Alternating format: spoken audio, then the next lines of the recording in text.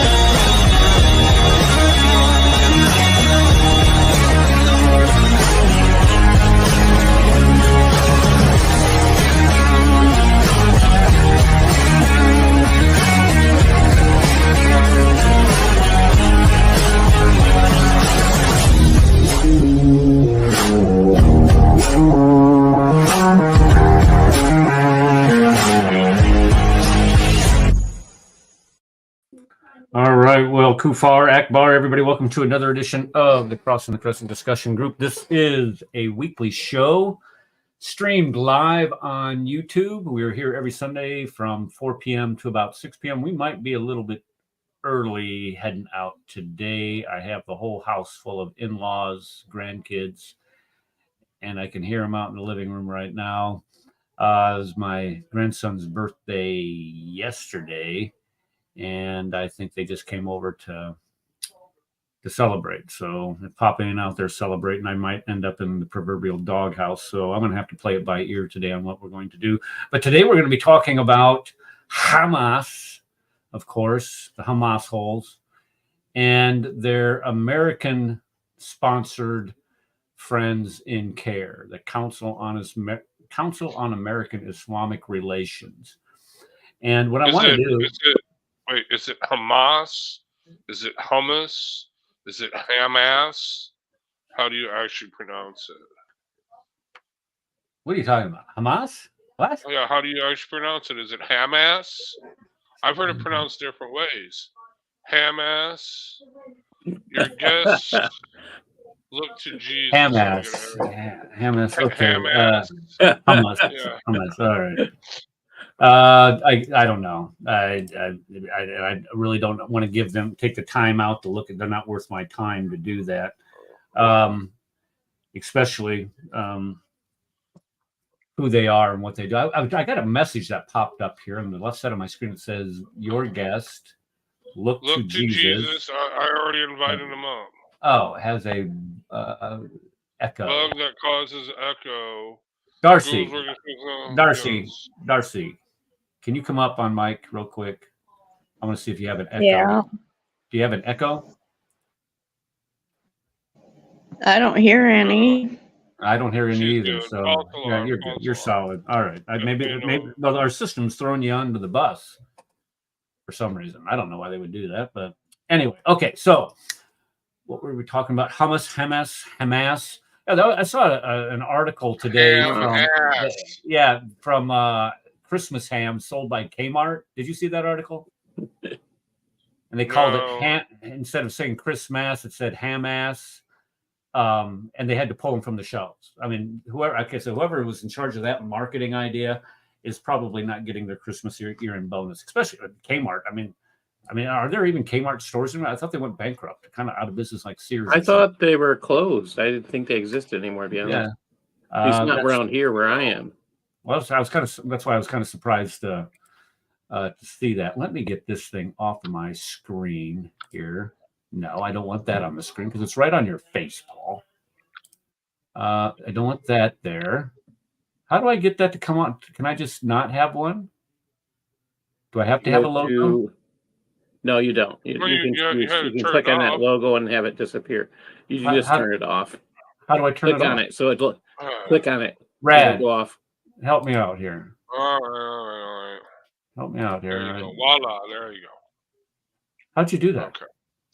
I Just click on it. mind. It's magic. It's magic. All right. Sorry, I didn't mean to call you out like that. All right, so let's go ahead and I got a short temper. I got bugs. I got the 3rd-degree burns. I know you had a okay. Brad and I communicate daily on Skype, and he tells me all his woes that he goes through. Yes. But I mean, this guy goes to.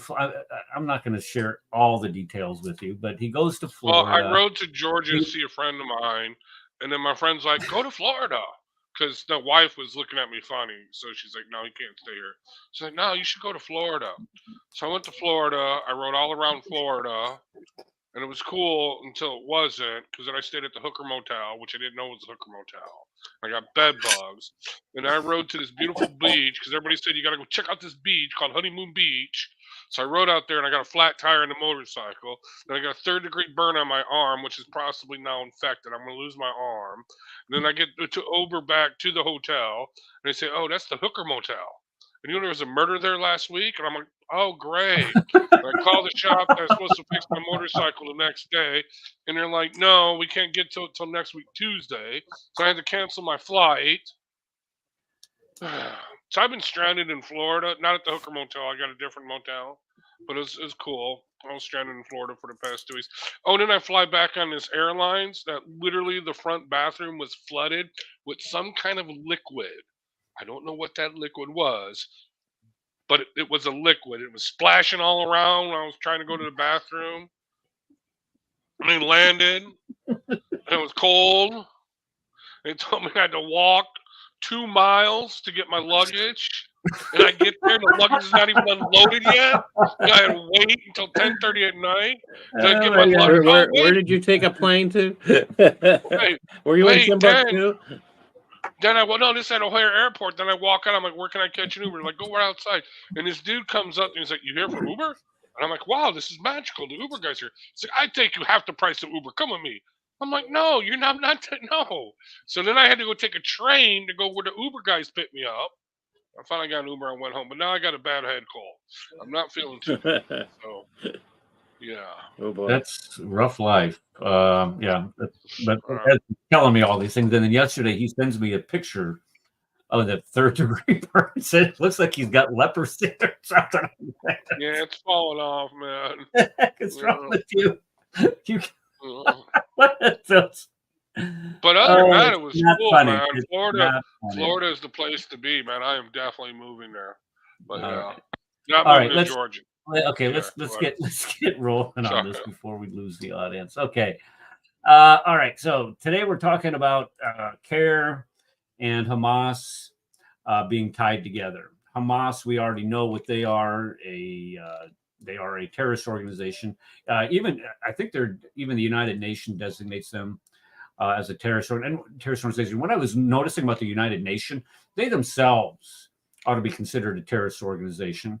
You have the OIC. I think there's 51 Islamic countries. 57. Okay. 57. They vote as a bloc. This week, I think they had like 8 resolutions condemning Israel. They haven't even mentioned Hamas yet. They haven't mentioned Hamas by name for their atrocities against the Jews, but yet they're condemning the Jews. So that just tells you where these jokers are. It's absolutely disgusting. Okay, so let's jump back to this. Okay, so let's look at CAIR. This is one of their propaganda sheets here, just to keep donations are zakat eligible and tax deduction. But if you notice about them, one thing about them, it says we're a national network of supporters. Where's my pointer here? National network of supporters who share our mission of establishing justice and spreading mutual understanding. Well, that is a lie. That is a lie. Can you go back for just a second? Yep. I want to see what they said about it being. Where did you say it? It says it's. I was at the last sentence here. Yeah. Oh, down here at the bottom, the donations are zakat eligible and tax deductible. Oh, there's your there right there. That there is a connection to them being Hamas, How's that? because zakat is supposed to go to support jihad. Okay. It's supposed to go to That's several another different connection. things, but It's I supposed would to go to agree. eight different ways, which is actually 5, not 8. But yes, it's yeah. Now I got to go look up the other piece I did. Wow. Okay. It claims to be a civil rights organization. It does a lot of work for getting visas for people coming in from Islamic countries. These are the guys that were very vocal during Donald Trump's first week in office when he passed they called it the Muslim ban, if you guys remember this, where he banned people coming in from countries like Libya that has no government, Syria that's been in the midst of a civil. So he targeted is a bad word. He identified countries that do not have a functioning government to provide enough information to determine whether the person coming into our country is a security risk at all. So just as soon as Joe Biden became president, he rescinds that executive order and then just opens up the whole southern border, and anybody can come in now. It doesn't matter if you're a terrorist or come from a terrorist-sponsored nation. You just come waltzing in. Okay, so then you have, let's see here. Let's get back over here. Sorry. They claim to advocate for empowering Muslims. They are claimed to be an educational resource. They do lobby the government. This is true. And they are known to be a funder and sponsor of Islamic terrorism. We'll talk about that more in depth here in a little bit. And then they're a family-centered organization, but they fund and sponsor Islamic terrorism. But they're a family organization, don't you see? But they fund and sponsor Islamic terrorism. Yeah, that's the same guys. And they, of course, is based on, or they want to empower, or not empower, but they want to build on faith of people. And of course, they're a watchdog for Islamophobia, that dreadful disease that people suffer from when they know just a little too much about Islam. Because what is an Islamophobe? And I think we've come to the conclusion here on this show that an Islamophobe is somebody that knows a little just too much about Islam. If you know about for example, most of these people who are protesting on college campuses and such, they couldn't tell you the difference between the Hijra and the Hajj. And most people that criticize you and I for providing a critique of Islam couldn't do the same either. Yet there they are. They're the experts on Islam. And the fact of the matter is that people who know Islam and they critique Islam using their own sources, they're the ones that are called the haters, the bigots, the Islamophobes. And rightly so. If you can't defend your prophet, which they cannot, I mean, how would you like to be? How would you like to be in their shoes? How would you like to have to defend a man who you claim to be the last and greatest prophet of Allah, who did all the things that Muhammad did? I would never want to be in that position. So anybody that would dare to raise a hair of criticism of him, the only recourse that you have is to attack the messenger. And that's what they do. And they've built an entire industry around it. Okay, let's get back to this hot mess that I got going here. So the reason for this topic is this right here. Hamas is the one that perpetrated these killings against the Jews on October 7th. Now, I saw this morning that they've revised the numbers down to about 1,200 as far as the number of deaths that occurred. Now, I don't know how they got to that number, if they were double counting or what was going on with it. But I did see an article. I don't know it. I can't tell you how well sourced the information is, but I did see that Israel was restating the number down. I don't know if anybody in chat or here on the panel would want to look that one up for me, but I did see that it went from 1,400 down to 1,200. But the reason why we're doing this is because of what happened with Hamas, and of course CAIR's relationship to Hamas. So when we look at CAIR, it was founded by several convicted sponsors of terrorism. Think about that. You have an organization that is supposed to be a civil rights organization here in the United States that their founding is rooted in, they were founded by people who sponsor terrorism and be convicted of it. It was a co-conspirator in the Holy Land money laundering trial, where money was being funneled to Hamas, and it continues to provide support for terrorism and terrorist organizations, officially declared terrorist organizations. And this was the blurb. And the reason why I made this, because I made this slideshow 2 years ago, and it was because of that imam out of Houston's support for Hamas. He said that they were freedom fighters and that they were only defending themselves against the evil Israelis.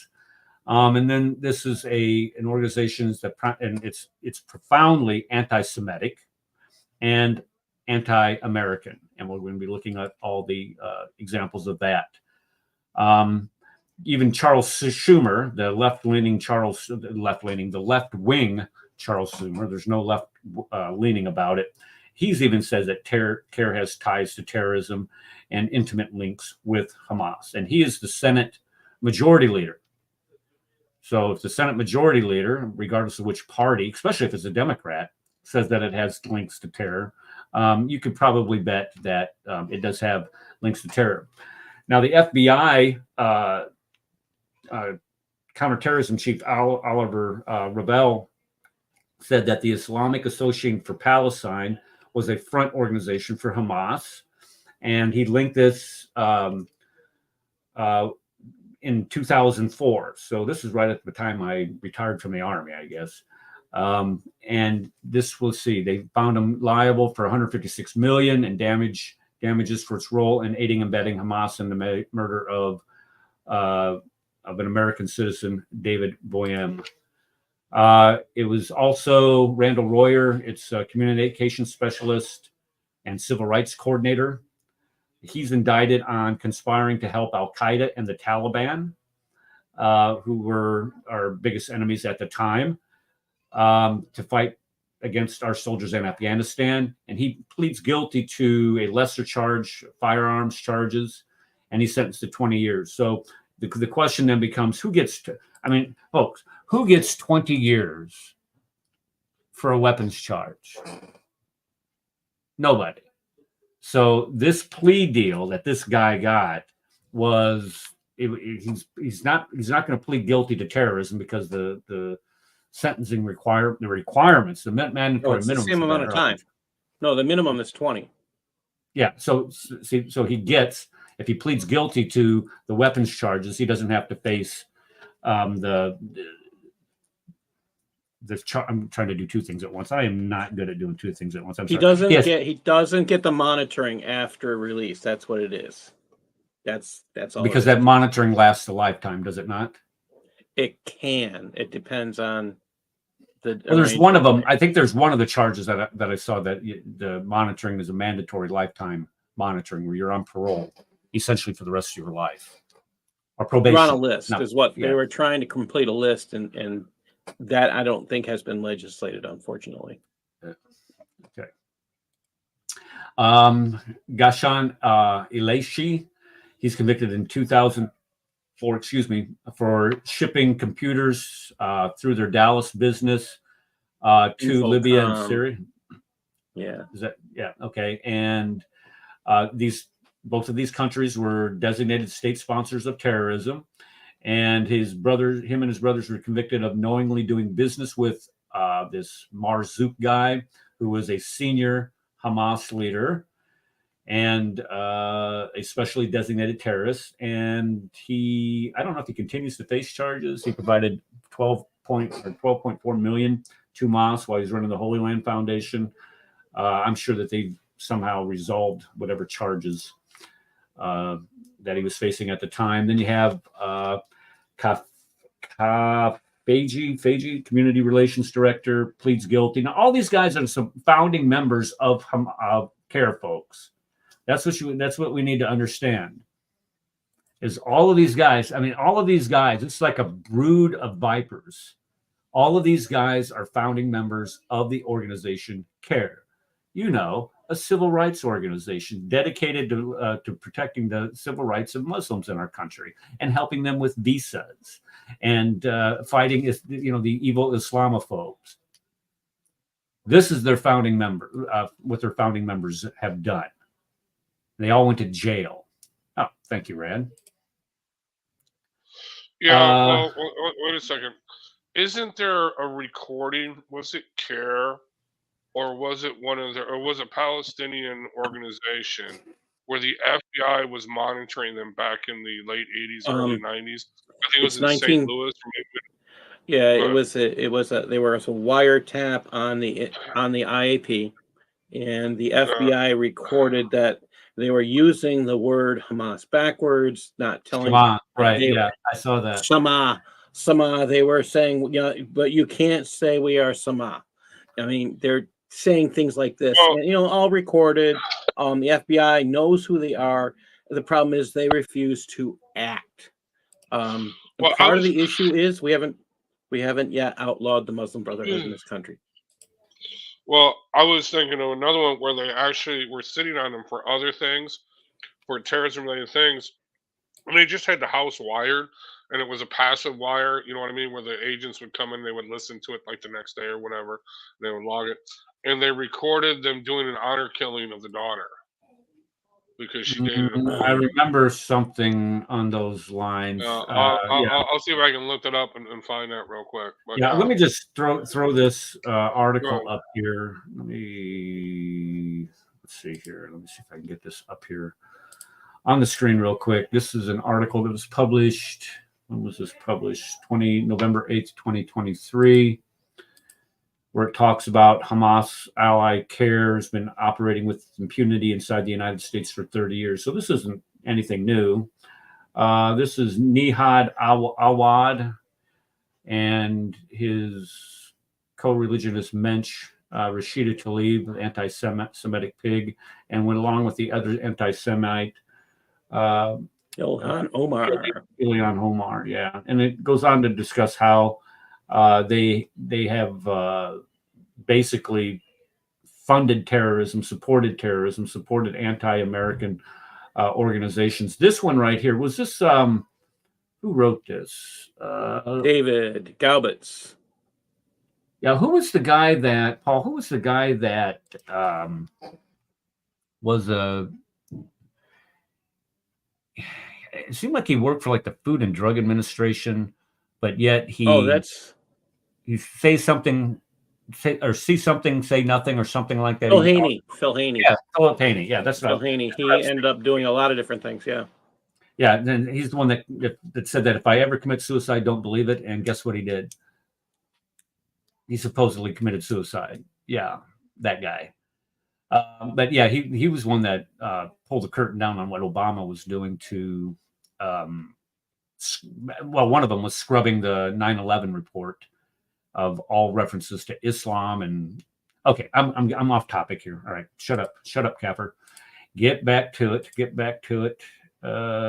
Share screen and window. There we are. Let's go back to this. Okay, this guy here, Basim Kafiji. Oh wait, we already did him. I'm sorry. Yeah. Well, what is this? He's passing bad checks, lying on his visa application, passing bad checks. Is this the same guy? Oh yeah, right. Yeah. He did a lot of different things. Is it? Hold on. Communication specialist. No. Gassan Kafiji lying. Okay, no, this is somebody different, I think. Basim Kafaji, yeah. Okay, no, this is one of Rabi Haddad, arrested in terrorism-related charges, and he was deported. He was for financing Al Qaeda and other terrorist organizations. Now this is CAIR. Global Relief Foundation was directly funding Al Qaeda Yeah. Yes, they knew who they were giving money to. Yeah, so they're giving money. We're at war with Al Qaeda because remember at this time, this is right after 9/11, 2001. So this is 13 months after that. So he's giving money to Al Qaeda, who is killing our soldiers and who are the ones that organized the hijacking of all those aircraft that knocked down our buildings, the Pentagon, and basically changed the face of our country forever. And then we got Siraj Wahhaj. He sat on the CAIR advisory board. He's named as he was unindicted co-conspirator in the Holy Land, in the connection with the plot to blow up the New York City landmarks. And this he's is also listed on the he's an unindicted co-conspirator also on HLF. I'm pretty sure. I have this article. Where did it go? That is attachment A. That I'm going to discuss too. Okay. So, yeah. All right. So I'll just leave that one alone. You know what that means, right? Unindicted co-conspirator. That means he's a rat. That means he's a total confidential informant of Fed. No, not in this case. No, usually that's what that means. But in this case, with attachment A, no one was prosecuted because during Obama's time, he refused to allow anybody to be prosecuted. Oh, really? That's interesting. Yes. That's actually what happened. Here, let's see. Here he is right here. Just Siraj Wahhaj. Beyond Black History Month event. Siraj Wahhaj. What year was this? This is 2001. Okay, this is 2001. And they're basically naming him the Man of the Year, CAIR Man of the Year here. Let's see, the Muslim 500 World's Most Influential Muslims in 2021. And here's the guy that says that the United States smells like a sewer, or it is a sewer, and it's filled with all kinds of debauchery, and which it is compared to what he wants it to be. So the answer is, of course, Islam, where you take away everybody's rights to decide what they want to do, and let imams like Siraj Wahhaj tell us how to live. That's always a really good idea, and that works every single time. His son raised new jihadis, and it makes you think about next slide. Thank you for bringing that up and playing along, Paul, because here it comes. And he has a son, and his son's name is Siraj Ibn Wahhaj, or Ibn Siraj, whatever the son thing is.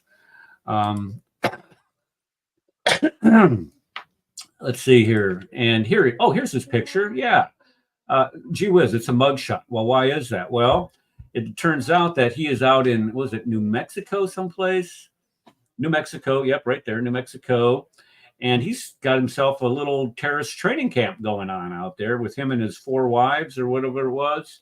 And they're going to train kids how to commit mass shootings in school. And they also find the remains of where was this? They found the remains of a 3-year-old disabled child on this vicinity. And let's see here. This is, because it talks about it's his dad who was close to the blind sheikh. Imagine that, he's close. His dad is close to the guy that planned the initial World Trade Center bombing, where they put a truck full of explosives underneath it and tried to blow it up. But yeah, this is a brood of just bad people. But yeah, this is what you get from this organization.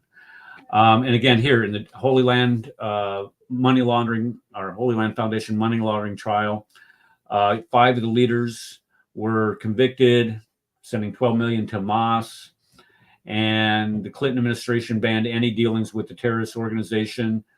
Let's see, the largest successful terrorist financing prosecution in U.S. history. And it named CAIR as an unindicted co-conspirator in this.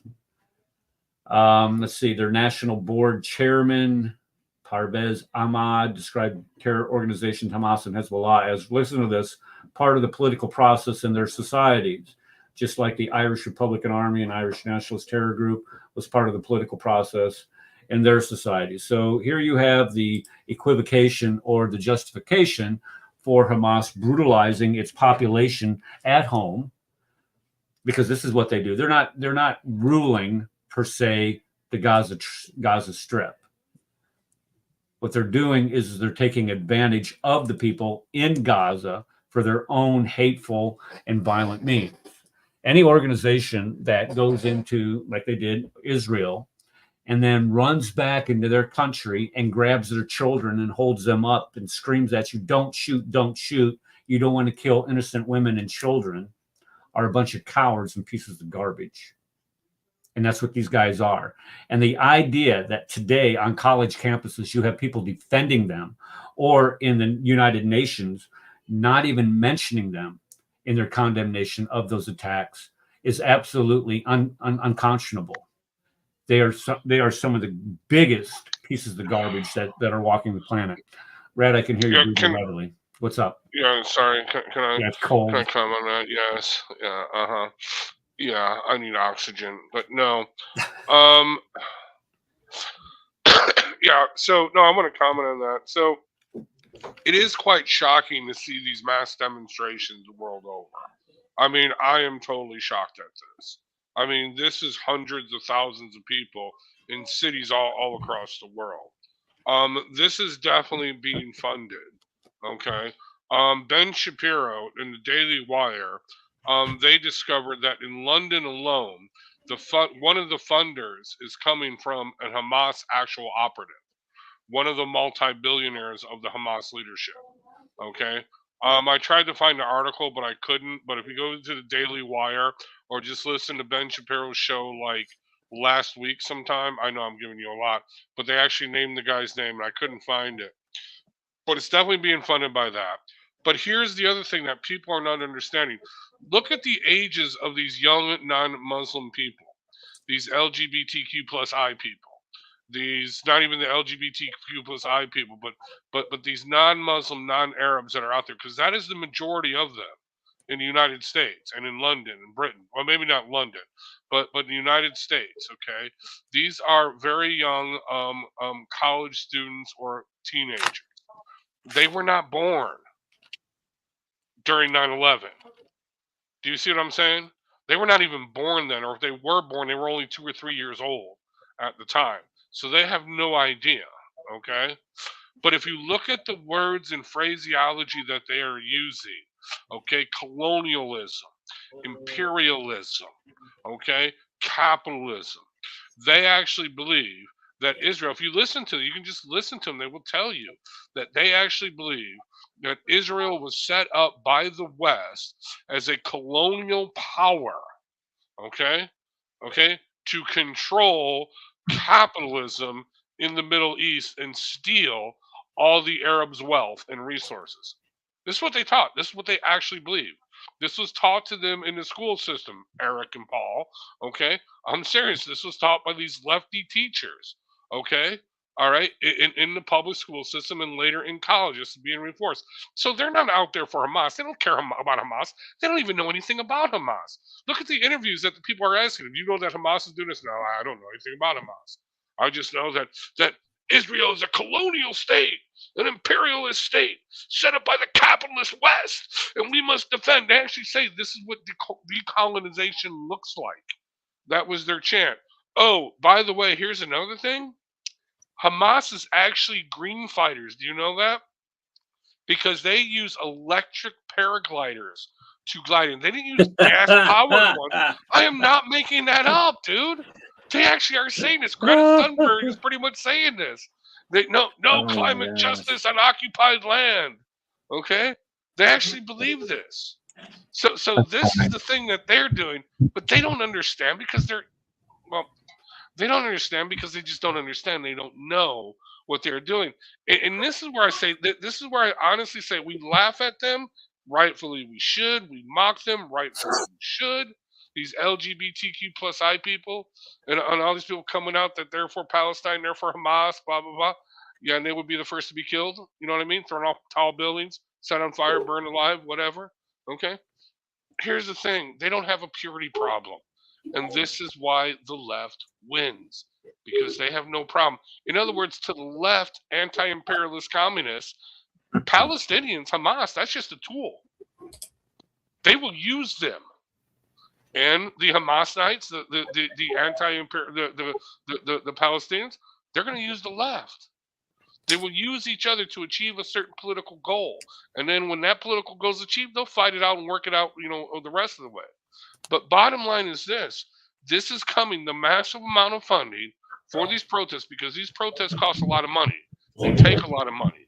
Okay, to organize, to do, you got to print out the posters, you got to print out the flyers. This is a multi-million-dollar venture. This is coming from these George Soros funded, the same people that did the BML and Antifa riots are the same people that are funding this bullshit. Sorry. Yeah. Okay. So right. what I want to say, I want to remind people this Tuesday, they're having a march for Israel in Washington, D.C. So if you're able to get to D.C. on Tuesday, I would highly encourage you to get down there. I will tell you this. I went online I was gonna go. I looked at the price of plane tickets, and you're talking about $1,000 is how much I would end up paying. $600 one way, $400 coming back, and I would have $500 from Chicago on Frontier Airlines, and that includes all the liquid on the front cabin bathroom floor that you get with it as an added bonus. I'm just saying. Yeah. So if there are any Israeli IDF Jews that want to pay for me to go, because supposedly they're paying for everybody to go, I will gladly take your money and go. Thank you very much. Well, and here's what Brad and I had a discussion. Was it last night or the day before when we were talking about this? Is that there's a reason why those plane ticket prices are so high, because normally plane ticket prices are not that high. Especially from where I am to DC, I've spent $120 on round trip tickets going up there on Southwest. And when I check Southwest, next day, it's crazy. Next day from Chicago to DC is like $239 round trip. Yeah. The next day, the day after. So what I'm hoping is that this is capitalism at its best, where the airlines you have a high demand for people flying into DC so they can attend this rally. And the thing is that you were mentioning how much it costs for all of these rallies across the country to be organized and to be facilitated and have all the materials printed up and distributed to get those people out there. This is something that's been going on for a long time. This isn't something that has been spontaneous in the last month. This has been planned. You don't get that many people in one area just like this. There's no spontaneity going on here. And I checked the one where New York, looked at the funding for the organizations in New York that are paying for those rallies. And a lot of these people, these organizations are getting money from the city of New York itself. Millions of dollars from New York City. And they started receiving these mass quantities from the city after the election of 2021, where they voted in a bunch of socialist pigs into their city council. And just as soon as they got elected, they started funneling money out to all these left-wing Arab and Islamic supporting organizations. So they're taking that money, taxpayer money, and using it against the taxpayers. It's absolutely sick what's going on with it. Let me get back to the slideshow, and then I'm going to turn Paul loose. Okay. So here you have Nihat Awad, who is the spokesman for CAIR. And he's famously saying, we do not and will not condemn any liberation movement inside Palestine or Lebanon. So he will not condemn Hezbollah or Hamas. I wonder if he would, and this is 2004, I wonder if he'd do that today. I kind of doubt it. He was asked. He refuses to do it still. So he was just asked recently. Still today? Yeah. Yes. Okay, well, that makes sense. Ibrahim Hooper, who is another spokes idiot. I wouldn't want to celebrate the impression or create the impression that I wouldn't like the government of the United States to be Islamic sometime in the future. Ishan Bagby, a future CAIR board member, stated in the late 1980s that Muslims can never be full citizens of this country. because there's no way we can be fully committed to the institution and ideologies of this committee. And Omar Ahmad, CAIR's chairman, announced in 1998, Islam isn't in America to be equal with any other faith, but to become dominant.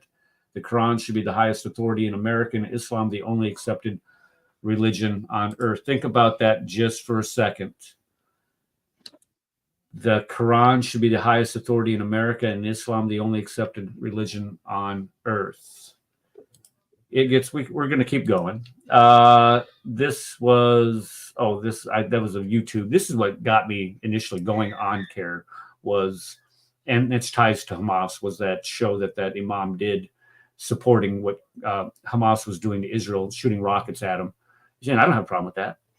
Yeah. Okay. Well, you sponsor terrorists. You're a terrorist. You're sponsoring a piece of garbage. Okay. It was, and Paul, I don't know, Paul, you're going to go through the history of this. I'm going to go through some of it, but yeah, okay. I'm going to. All right. Yeah. So it's the biggest point that everybody needs to pay attention to. IAP closed, and it only closed because they got caught having funded Hamas. And the court ordered them to pay $156 million, which the IAP has never paid. Okay, so look at the board members for IAP in 1993, and Steve Emerson is the one that uncovered this after the David Bohm trial, and look what CAIR is in 1994. You see any I don't know, similarities there? Yes. Let's see here. CAIR is an unindicted conspirator. We talked about that in the Holy Land. They distribute pamphlets telling Muslims not to cooperate with any law enforcement. They oppose virtually every anti-terror measure that is proposed and have been declared a terrorist organization by the UAE, United Arab Emirates. In 2017, called for the overthrow of the United States government. CAIR's national outreach manager.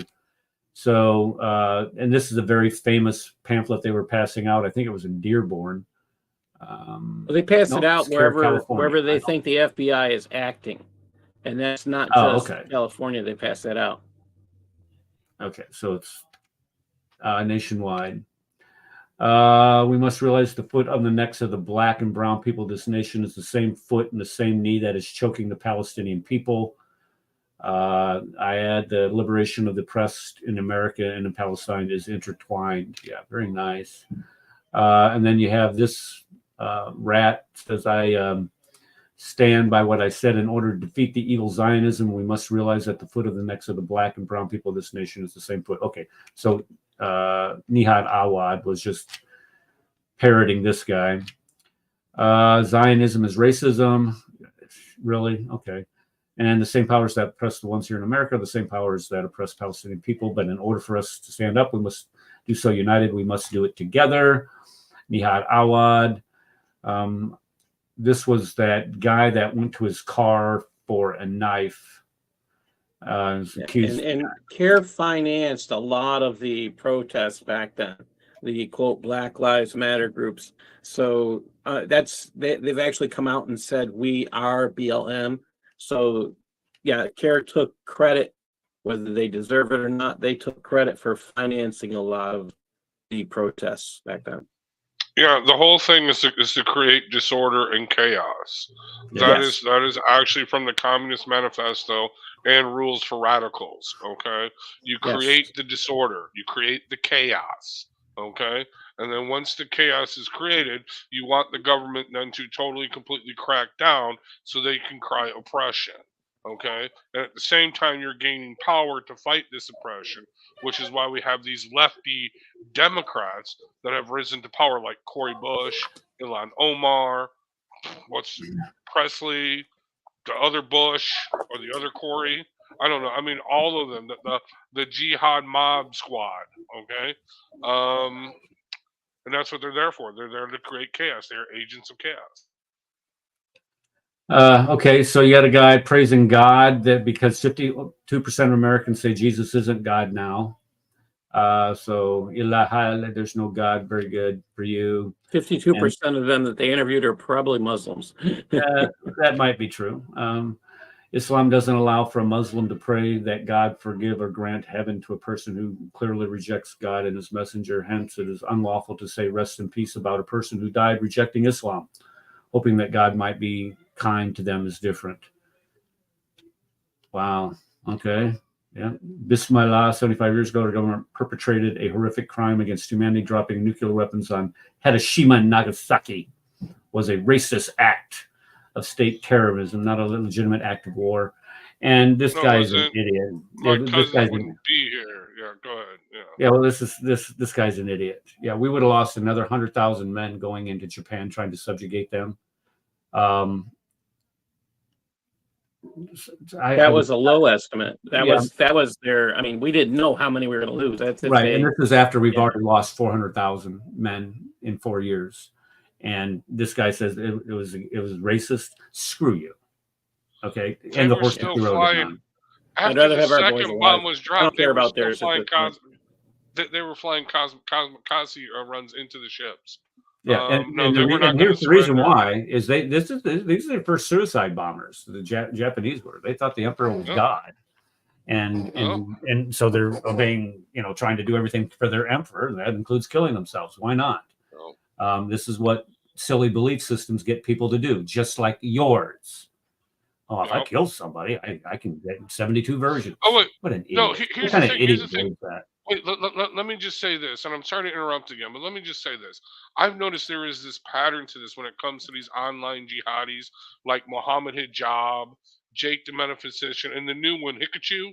Hikachu's my favorite now. I swear he's a Fed. He has to be a Fed, because no one can say the stupid things he's saying and not be a Fed. But that's beside the point. Either way, he's great. That's closer to Kenny when we're talking about stupid. yeah. No, but no, Kenny's not even that stupid. He doesn't say the things that the Hikachu is saying. But anyway, bottom line is this.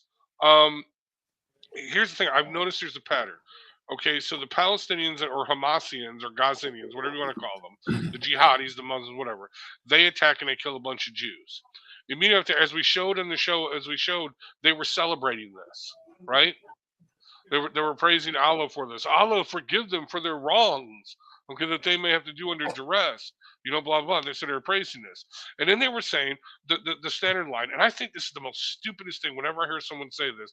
I love death more than you love life. And I'm like, where's my pistol?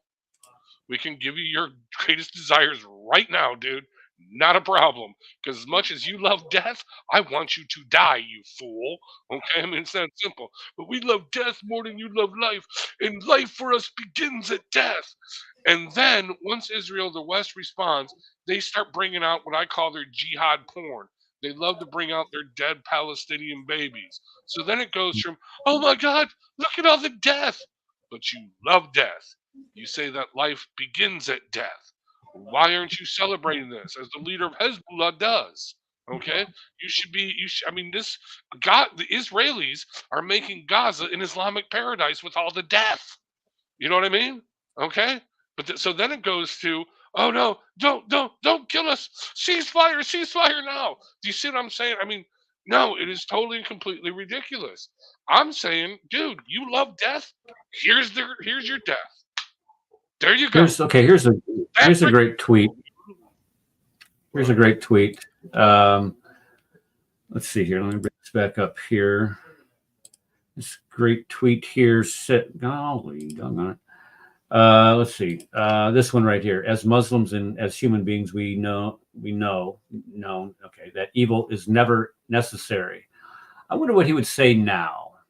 The brutal enslavement of Black Americans, genocide of Indigenous Americans, evil is simply evil. Okay, so I wonder if he would dare to say that what Hamas did to Jewish civilians, babies, raping little girls, what is evil. I wonder if he has the ability to condemn that. And I think we all know the answer to that is he does not.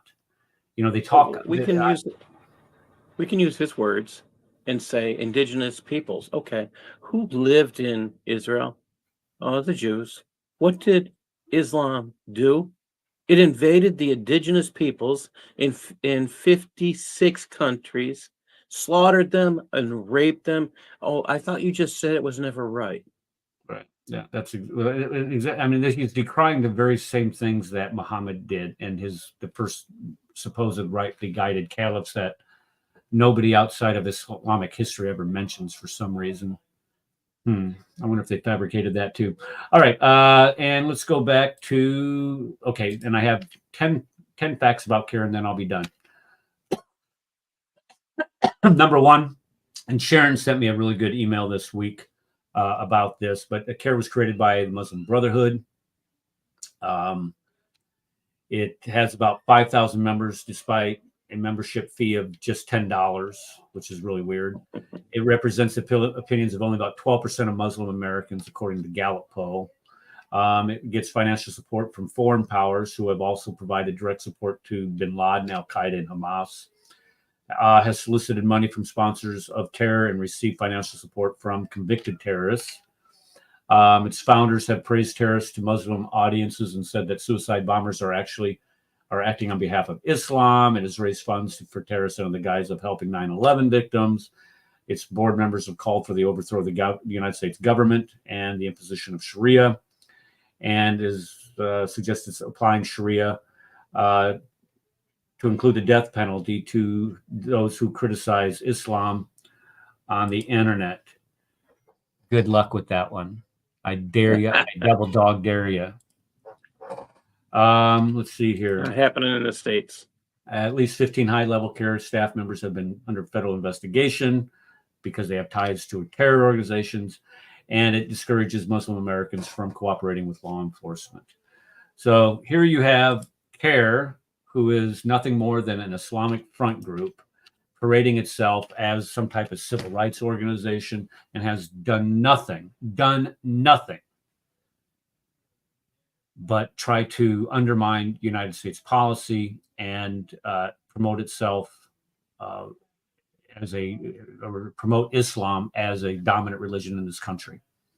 They're a bunch of pieces of garbage. All right, Paul, I'm gonna run out to the living room and visit with my grandkids and my family here for a little bit. I'm gonna hand everything over to you. I see that you have a slideshow. Let me add that to the stage. Okay. And you have the con. Right. Rad, okay, are you there? Hold on, just a second. Rad? Yeah, I'm here. I'll keep them in line. I'll keep them all in line. All right, don't let it, okay. I want you to make sure. All right, I'm trusting you. Okay. All right. Hold on, folks. Oh no, golly, why? Never mind. I was. This is why we cannot have nice things. This is why. Yes. All right. So Sharia, man, this is the point of this is that CAIR is operating as a zakat receivable organization. So take a look. This is who is allowed to receive zakat. The poor. Oh, zakat's CAIR is not poor. They're not people short of money. They're not zakat workers. They're not bribing anyone to become Muslim. They're not paying, they're not buying slaves for their freedom. They're not in debt, but are they fighting for Allah? Basically, they are jihadis. Oh, so this is the reason they are allowed to receive zakat. So think about that. This is according to their own website. They can receive zakat. Only these 8 groups of people are allowed to receive zakat. So CAIR supports jihad, terrorism. Oh, okay. That should be enough right there. Again, this is right out of Reliance the Traveler. Yeah, again, I'm not making it up. It's there. So think about it. All right, now we're going to come back to, I'm going to get rid of that one. All right. So is CAIR Hamas? I'm going to say, you make the choice. Todd Bensman wrote an article this week. Attachment A is a roadmap to Hamas in the USA. Is the FBI paying attention? Absolutely not. Absolutely not. He wrote, Hamas supporters have long operated in the United States, concluded the first bullet point in a fresh October report, the Hamas Network in America. amusingly enough, by George Washington University's respected program on extremism. I don't know how anything could be respected on terrorism that comes out of George Washington University, however, but this one was actually a good piece. We know this much, Todd continues, we know this much because after the federal government convicted 5 defendants who ran the largest organized Hamas wing in the United States on November 2008, the U.S. Attorney's Office in Dallas left behind an 11-page list of unindicted co-conspirators or joint venturers known as Attachment A. Attachment A is part of a case called United States of America versus the Holy Land Foundation of Relief and Development. We just call it HLF, Holy Land Foundation, an Islamic charity that used to operate in the Dallas area. Prosecutors alleged HLF was raising money for terrorist attacks in Israel. The defendants always denied any connection to Hamas, even though one of the indicted men who sang Death to Jews songs in a band at Intifada Festival fundraisers is the half-brother of Hamas leader Khalid Mashal. I'm going to point out, and let me see if I can get my mouse in the right spot here. Okay. Let's take a look at what this is. I'm going to point that document over here. This is Attachment A. This is a federal court document. Okay. When you go down this list, I'm just going to hit Control F and type in CAIR.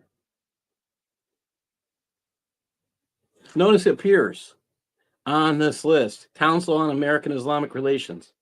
Oh, I can type in, here's some other ones you might want to look at. ISNA, Islamic Society of North America, Muslim Arab Youth Association. Oh, how about this one? Oh, that's not in there. Okay. ICNA. Is ICNA on there? Nope. Okay. Start thinking about this. Again, this is something anybody can find. Investigativeproject.org. You type in unindicted co-conspirators, you will find this list. All right. Hamas, is a chapter of the Muslim Brotherhood. So when we're talking about Hamas, you actually need to understand there is a reason why we are saying it is a chapter of the Muslim Brotherhood, because Hamas claims that's what it is. This comes from, you can go to avalon.law.yale.edu and you can look up Hamas Covenant, which is published in 1988.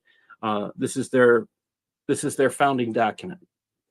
The Islamic resistance movement emerged to carry out its role through striving is jihad, through jihad for the sake of its creator. Its arms intertwine with those of all the fighters of the liberation of Palestine. The spirits of its fighters meet with the spirits of all the fighters who have sacrificed their lives on the soil of Palestine.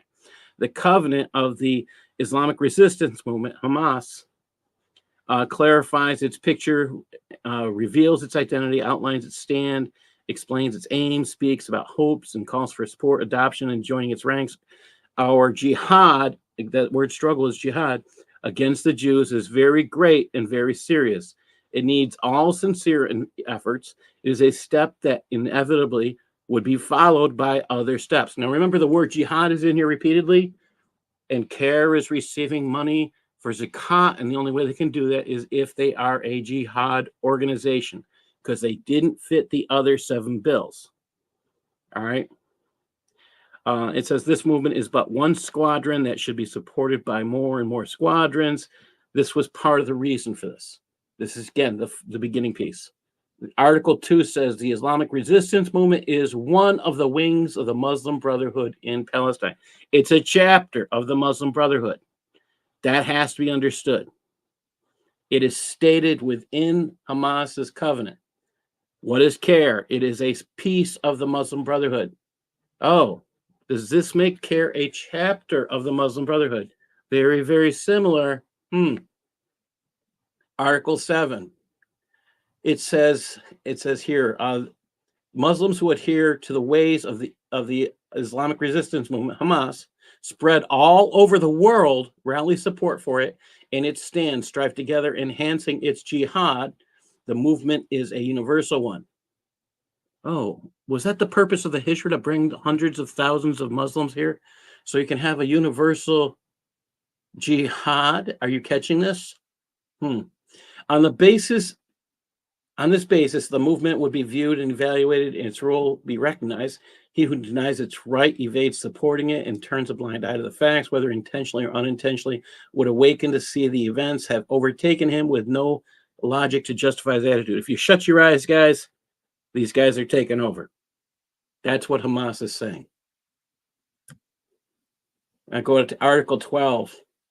The movement, again, is a universal one.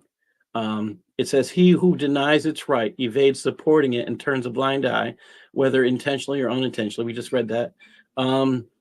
Islamic resistance movement is part of the religious creed. Nothing in nationalism, this is important to think about. Nothing in nationalism is more significant or deeper than in the case when an enemy should tread on Muslim land. So once an area becomes Muslim, doesn't matter if they lost the war or not, it never leaves being Islamic according to this belief structure. This is why they want to get rid of Israel. They once had control of the area. Now they don't. This is a religious belief. Now, this over here, let me get my mouse up here someplace. Okay. This is the symbol for the Muslim Brotherhood. This is Hamas. And this is the Islamic Association for Palestine. Notice these green arrows. These are Muslim Brotherhood connections. Abu Marzouk, this is the guy who founded the Islamic Association for Palestine in the United States. Notice those nice aliases. And you can find this on the Investigative Project on Terrorism. You just type in investigativeproject.org and you can find a whole bunch of material. Musa Abu Marzouk holds the title of Deputy Political Bureau Chief of Hamas, operating out of Cairo. Gee, why is he not in? Start thinking about this. Why is he not operating in Gaza? Well, he's a billionaire. Why would he? Would he put his life on the line for anybody else in him? No, he wouldn't. He went to Cairo to study engineering, received a degree, and then he went to the United States to get a PhD. I'm sorry, Paul, I'm sorry to interrupt you here, but this is why I don't understand why Israel just doesn't take these leaders out. Watch and see. I mean? I wouldn't be surprised if Mossad does that. Mossad knows where they are. The fact that they're in Qatar, they are in London, and they are in Egypt and Jordan right now. I mean, we know where they are. It's not a question.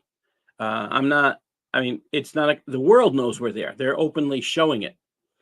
So again, openly proclaiming who you are and getting on TV all the time is not healthy for them. And this is the danger. I just want to point out, this is the guy who started IAP here in the United States, which became CAIR. Let me just read this piece here. Marzouk left a significant legacy in the United States.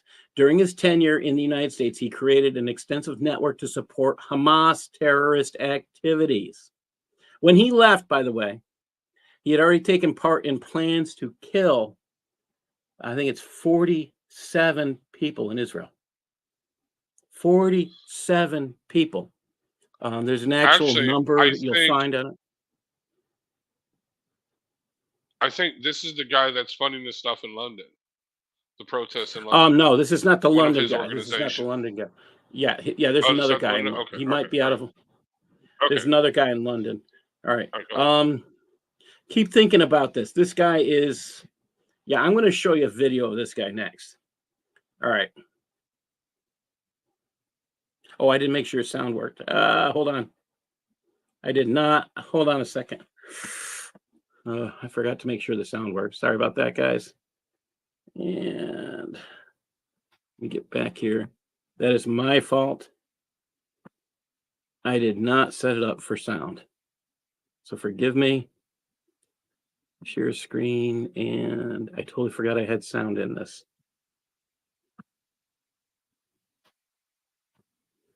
All right, let's try this again.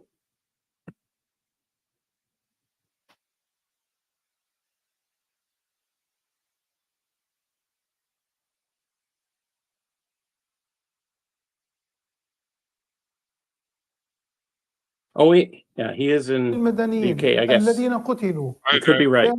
كانوا على يد القوات الإسرائيلية، وأكبر I want دليل to على ذلك remind. I had to add you to هو backstage. Sorry. البيوت التي You might want قتلوا to فيها. remind. البيوت مدمرة بقذائف دبابات وقذائف طائرات، ولم تدمر بكلاشينكوف الذي كان مع الشباب. على العرب هؤلاء أن لا يكونوا معزولين، عليهم أن ينخرطوا مع شعبهم ليقاوموا هؤلاء المحتلين، عليهم أن يفعلوا ما يستطيعونه لمقاومة هؤلاء المحتلين، في داخل عليهم أن لا يخضعوا، نعم، في الداخل وفي الخط وفي كل مكان. أنا تحدثت الكثير من ممثليهم، وحقيقة ثمة خوف كبير لديهم اليوم من أن يؤدي أي مشروع أي عمل من النوع الذي تتحدث عنه إلى سحب جبنه لن يقضيه، جبنه لن يقيه الذل الذي سيفرض عليه. حتى الآن لا نستطيع حتى مجرد عمل قائمة منهم، حتى احنا أصلا لا حاجة لنا بهم وعايزين نفرج عنهم، ولكن على الأقل يوقفوا إطلاق النار. هل مرت بالك إلى وجودهم مع فصائل مختلفة أم وجودهم في أماكن مختلفة أم ما سبب عدم القدرة على ذلك؟ كلاهما، هم موجودين مع فصائل مختلفة، موجودين عند القسام، موجودين في أماكن متفرقة، وبالتالي كلا الأمرين صحيح. إحنا بنينا الأنفاق، والآن بين ليش الأنفاق، لأنه نقاوم الاحتلال وسنهزمه بواسطة بناء هذه الأنفاق. هل تريد أن أسكن 2 مليون؟ لا يوجد زراعة في غزة ولا يوجد شوارع في غزة، تريدني تطالبني بأن أسكن 2 مليون ونص تحت في الأنفاق؟ مهم الآن إذا اكتشفوا الأنفاق فعندهم من القنابل ما يدمروها. Think about that. All right. Now, this is the guy who... Actually, Paul, yeah. You want to play that again? All right. Because most of what you're playing, I forgot to add you to backstage. I forgot to add it. So I didn't bring up your presentation. I forgot I was running the show. Sorry. But yeah, because you knocked it off, and I had to add you back to the stream to bring you up. Oh, okay. Stream, so we didn't see half of it. That's what I was trying to tell you. Okay, here we go. All right. Oh, let me come back here.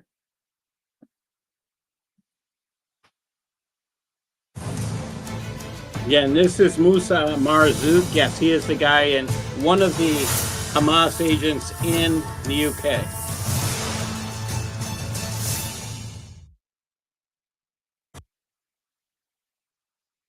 معظم المدنيين الذين قتلوا على يد القوات الإسرائيلية، وأكبر دليل على ذلك هو البيوت التي قتلوا فيها. البيوت مدمرة بقذائف دبابات وقذائف طائرات، ولم تدمر بكلاشينكوف الذي كان مع الشباب. على العرب هؤلاء أن لا يكونوا معزولين. Oh, I'm sorry. That's me. That's totally me. All right. قتلوا على يد القوات الإسرائيلية، وأكبر دليل على ذلك هو البيوت التي قتلوا فيها. البيوت مدمرة بقذائف دبابات وقذائف طائرات، ولم تدمر بكلاشينكوف الذي كان مع الشباب. على العرب هؤلاء أن لا يكونوا معزولين، عليهم أن ينخرطوا مع شعبهم ليقاوموا هؤلاء المحتلين، عليهم أن يفعلوا ما يستطيعونه لمقاومة هؤلاء المحتلين، في داخل عليهم أن لا يخضعوا، نعم، في الداخل وفي الخط وفي كل مكان. أنا تحدثت الكثير من ممثليهم، وحقيقة ثمة خوف كبير لديهم اليوم من أن يؤدي أي مشروع أي عمل من النوع الذي تتحدث عنه إلى سحب جبنه لن يقضيه، جبنه لن يقيه الذل الذي سيفرض عليه. حتى الآن لا نستطيع حتى مجرد عمل قائمة منهم، حتى احنا أصلا لا حاجة لنا بهم وعايزين نفرج عنهم، ولكن على الأقل يوقفوا إطلاق النار. هل مرت بالك إلى وجودهم مع فصائل مختلفة أم وجودهم في أماكن مختلفة أم ما سبب عدم القدرة على ذلك؟ كلاهما، هم موجودين مع فصائل مختلفة، موجودين عند القسام، موجودين في أماكن متفرقة، وبالتالي كلا الأمرين صحيح. إحنا بنينا الأنفاق، والآن بين ليش الأنفاق، لأنه نقاوم الاحتلال وسنهزمه بواسطة بناء هذه الأنفاق. هل تريد أن أسكن 2 مليون؟ لا يوجد زراعة في غزة ولا يوجد شوارع في غزة، تريدني تطالبني بأن أسكن 2 مليون ونص تحت في الأنفاق؟ مهم الآن إذا اكتشفوا الأنفاق فعندهم من القنابل ما يدمروها. You know, what bothers me from watching that mostly is that I I'd like to comment Yeah. So let's comment on some of that because that's a lot of impact there. Oh, Steve's here. Let me invite Steve. Hi, Steve. I don't know if you caught that, but it concerns me that, again, this is the guy who started the Islamic Association of Palestine, which became CAIR. And he's talking about the hostages in a way that, if you pay really close attention to his eyes and his demeanor, he doesn't know if any of them are alive, is what I pick up. I don't know if that's how you took that, Steve, or not. But yeah, that's the thing that bothers me the most. Well, he said a lot more than that. Well, first of all, he started out with repeating this new lie that the Hezbollah leader of Hezbollah started. He was in on it, but that's about as it. far as I can tell, our own people in a fit of rage. Okay, and he's actually saying, "Look at the." Yeah, You can't hear you, Red. You're cutting out. Look at the damage to the houses. Those were done by tank fire. There were no tanks there. They didn't go in with tanks. You're cutting in and out, Red. Just let you know. Okay, the destruction of these. You hear me? Oh. Yeah. It's cutting in and out. Well, go ahead and talk amongst yourself. Okay, Steve, you have any impressions on that? I'm sorry, I kind of came in a little bit late, so I'm not 100% sure exactly. Well, we have Musa Marzouk saying, they don't know where all the hostages are, basically. He says, well, the Qassam brigades have some. There are factions that have some, and he just... How would he know that? And he's in Britain. I don't think he knows anything about it. That's my honest thought. Oh, I see. So that just bothers me. But my biggest concern here is this is the guy who started the IAP. This is the guy who came here, got a doctorate in engineering. What is he going to use that for? And he went back to Gaza because he took part. Actually, went back to Jordan originally because he was going to be arrested or killed. And if I remember correctly, this is the guy who also got kicked back out of Jordan because of his involvement in terrorism. All right, so let me get back to where I need to read my screen because I've got something important to read. Get my mouse back. The joy of having too much to read. Okay, here we go. And I'm on the wrong slide. All right. So according to Lorenzo's Vidino, Hamas network in America, as internal Palestine documents obtained by the FBI confirm, IAP and HLF constituted the main entities of the public-facing pro-Hamas machinery set up by Musa Abu Marzouk, the head of the Palestine Committee, native of the Gaza Strip who obtained his doctorate in industrial engineering in Louisiana during his time in the United States. Abu Marzouk developed several personal networks and public organizations devoted to supporting Hamas in Palestine. Abu Marzouk was eventually deported from the U.S. in '95, and during his deportation hearing admitted to being the head of the Hamas political wing in the United States. After leaving the U.S., Abu Marzouk went on to become one of the Hamas's most senior leaders, serving the organization's political bureau and occupying the position of bureau deputy chairman from '97 to 2014. Abu Marzouk was instrumental in the foundation and development of IAP, a Chicago-based, which is Chicago-based. It represented the Muslim Brotherhood of Hamas Network's main spawn, overseeing a nationwide network that disseminated Hamas's propaganda, raising funds, and brought together old and new Hamas sympathizers. IAP was the brainchild of top Hamas leaders. And I keep thinking about that.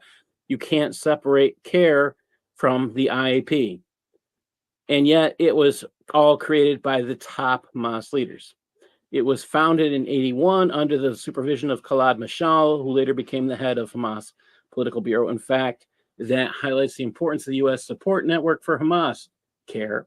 Abu Marzouk, who was IAP board member, was later given the task to boost the IAP outreach and transferred 150 grand to the organization and to HLF. In typical Muslim Brotherhood fashion, IAP, HLF, and other entities of the Muslim Brotherhood, Hamas network in the United States were founded and operated by a small group of men who, for the most part, originated from the same towns in the Islamic-controlled area of Israel called Palestine. I insist on calling, anytime they mention Palestine, let's tell the truth. It is a small area within Israel. It is controlled by Muslims, and it's not a country. Palestine is not a country. All right, so take a look. This is Islamic Action for Palestine. I just want to show you some of the pieces that are in here. Palestine committees in the countries. All right, they're talking about a Shura Council of the International Movement for the Palestine Committees. They're talking, this is CAIR today, so start thinking about that. Islamic Resistance Movement, remember hearing that? They're saying they are, with the increased intifada, action outside and outside Palestine, the Islamic resistance movements Hamas provided through its activities and resistance. Again, they're proclaiming that they are Hamas in America. All right, this is in their founding documents. So now we have CAIR come along. Why? Because David Boyne was killed and IAP was found financially liable, and they dissolved themselves pretty much and created the Council on American Islamic Relations.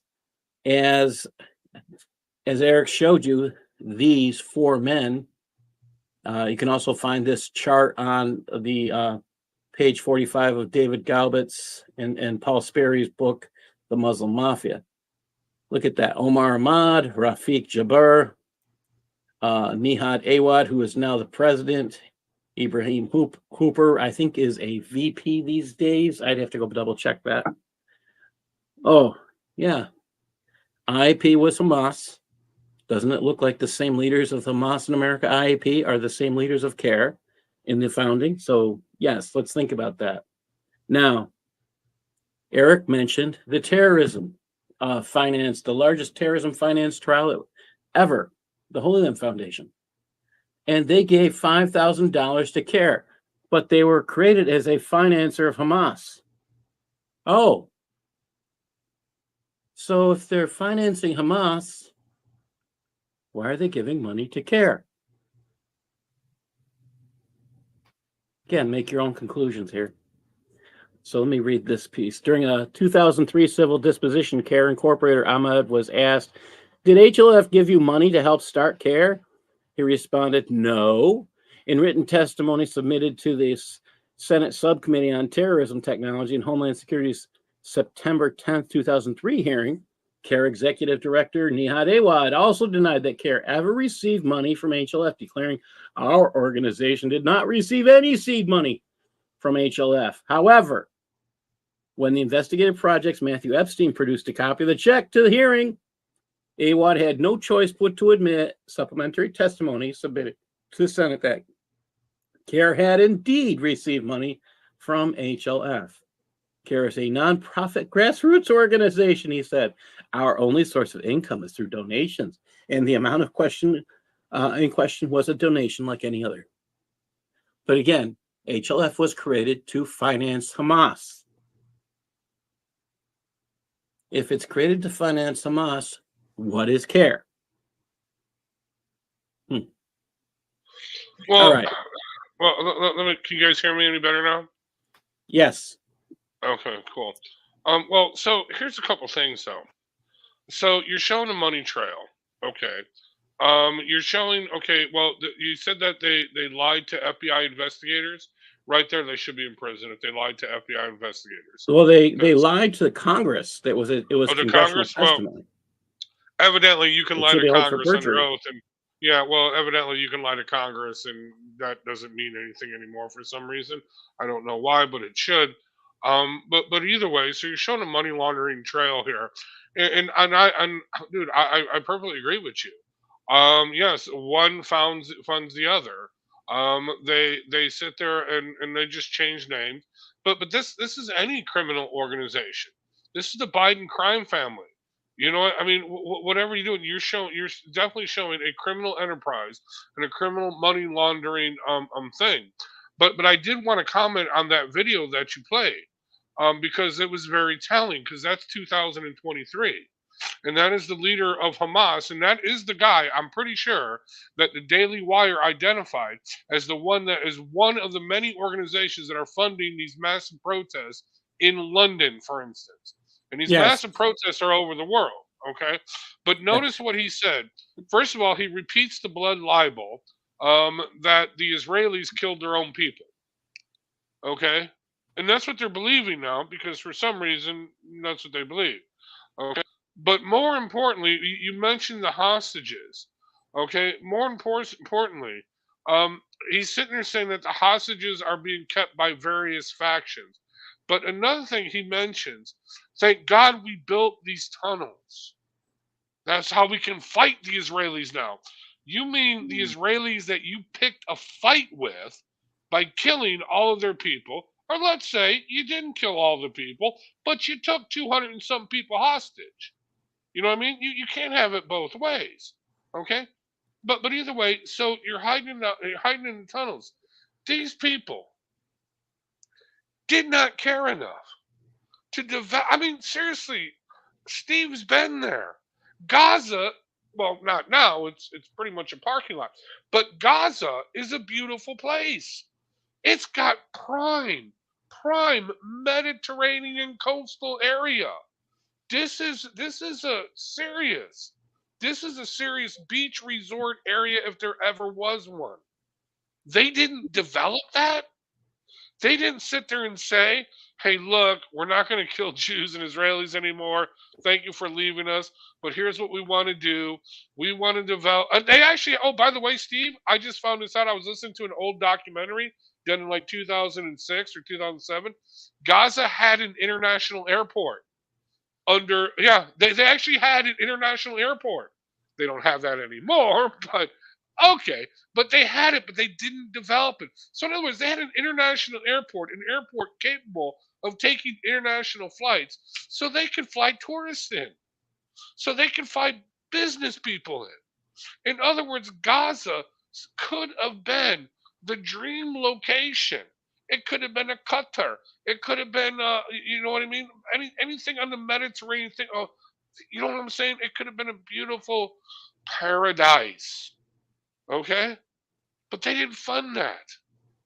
They didn't develop their infrastructure. No, it's more important to kill Jews. That's what they decided to.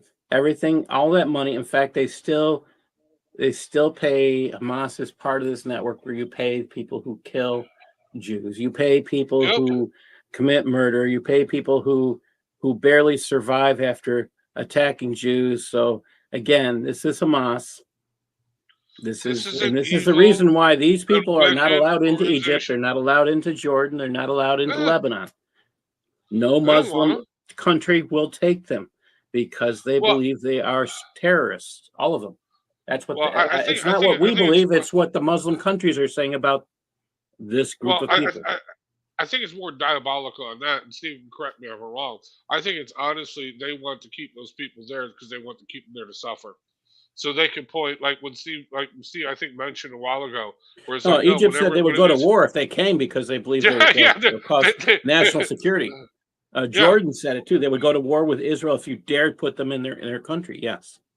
Well, either way, they want those people bottled up. They want them to suffer, because if they are suffering, anything that happens in their country that's bad, they can just go and blame the Jews and say, "Look how the Jews are treating the people in Gaza."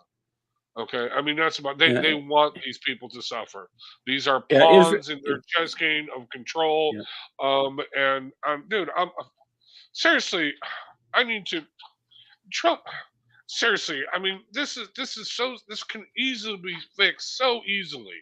Seriously, all you got to do is go to Gaza, walk around the town. Seriously, as a diplomat, as a United States representative, and say, "Well, if you kill me, you're going to all die. So I'm going to talk to you here, okay? But here, those of you that love death and believe that life begins at death, get on this side. Those of you that don't believe that and actually want to live life and actually want the best for your family, your country, go over to the right side. And then those people on the left side, you just kill them. You just kill Well, them. this is Period. Israel's statement is that this war will end when the people in Gaza love their children as much as we love ours. That is the statement. So let me keep going here. I've got just a few more pages here. Get back here. All right. Okay, I read that. Let me just turn to the next one. All right. So November 2017, CAIR Minnesota chapter representative Jelani Hussein refused to condemn Hamas. Instead, he said, CAIR is the largest civil rights and civil liberties organization. By the way, CAIR prosecuted and cheated its own people. You want to know who defended the Muslims that they cheated? Oh, it's the Middle East Forum. It's the Middle East Forum. They defended and helped out the Muslims cheated by CAIR. Keep thinking about that. I thought you were going to say it was the Jews. No, it was CAIR. Think about this.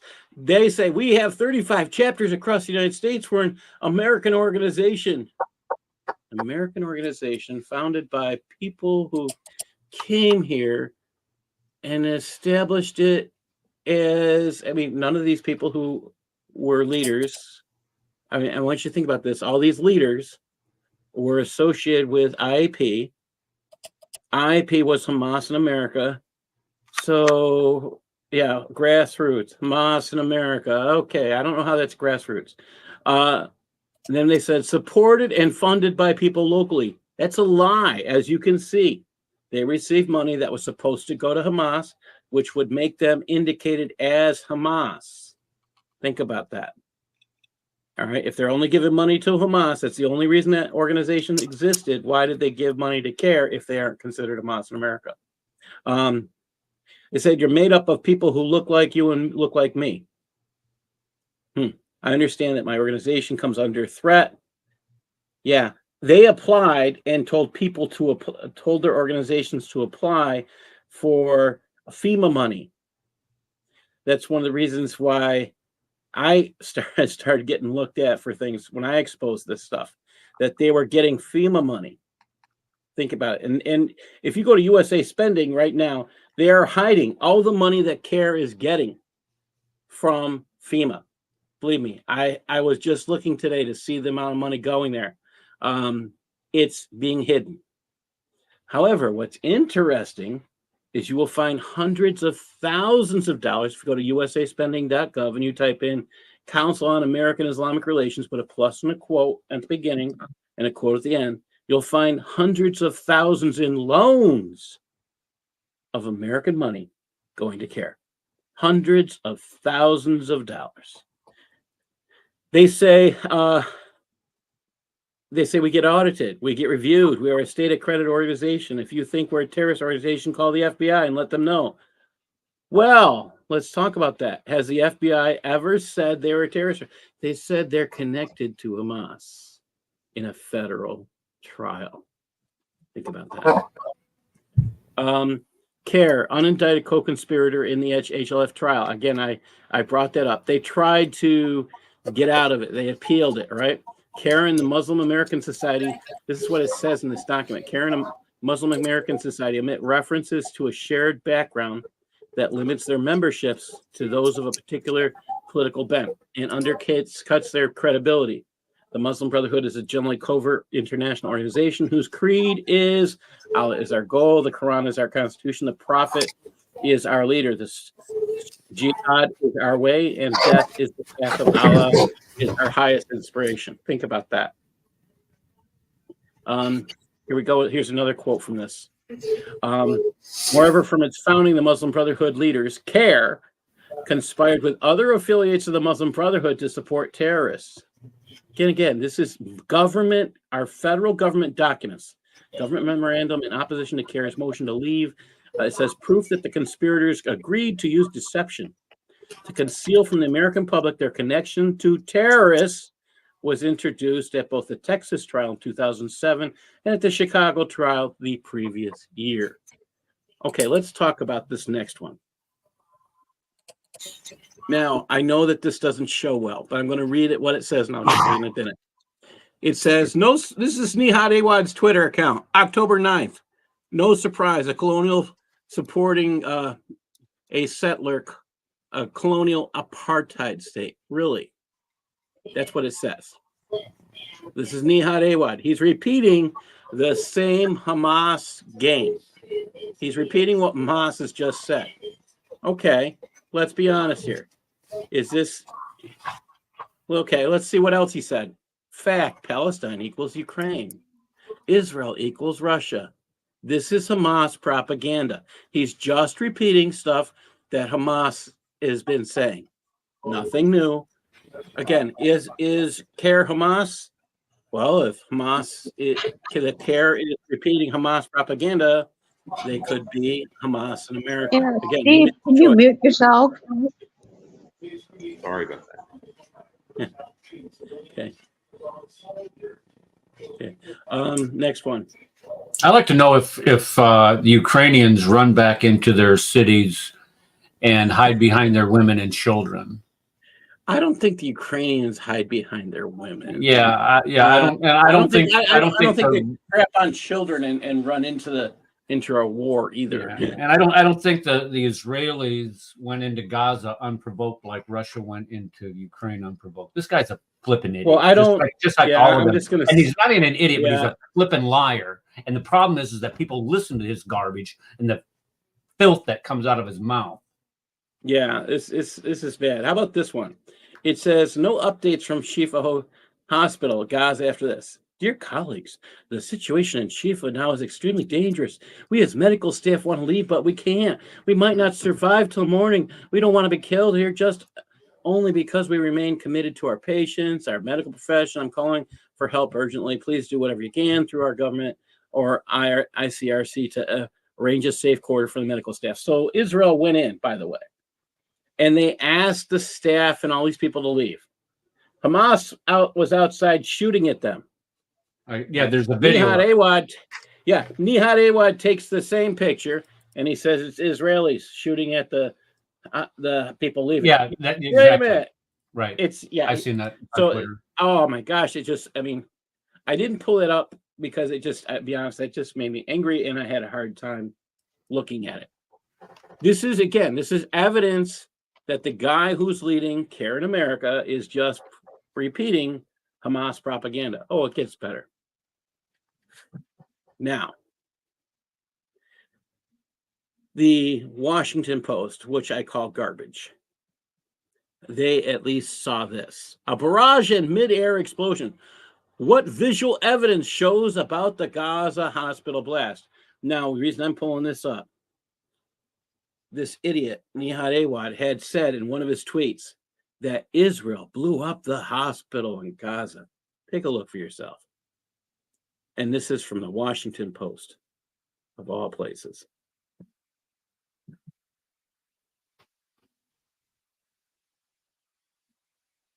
That's from Gaza, shooting its own people. 44 seconds this video was. 44 seconds. And it showed them shooting in the direction of the hospital before the explosion happened.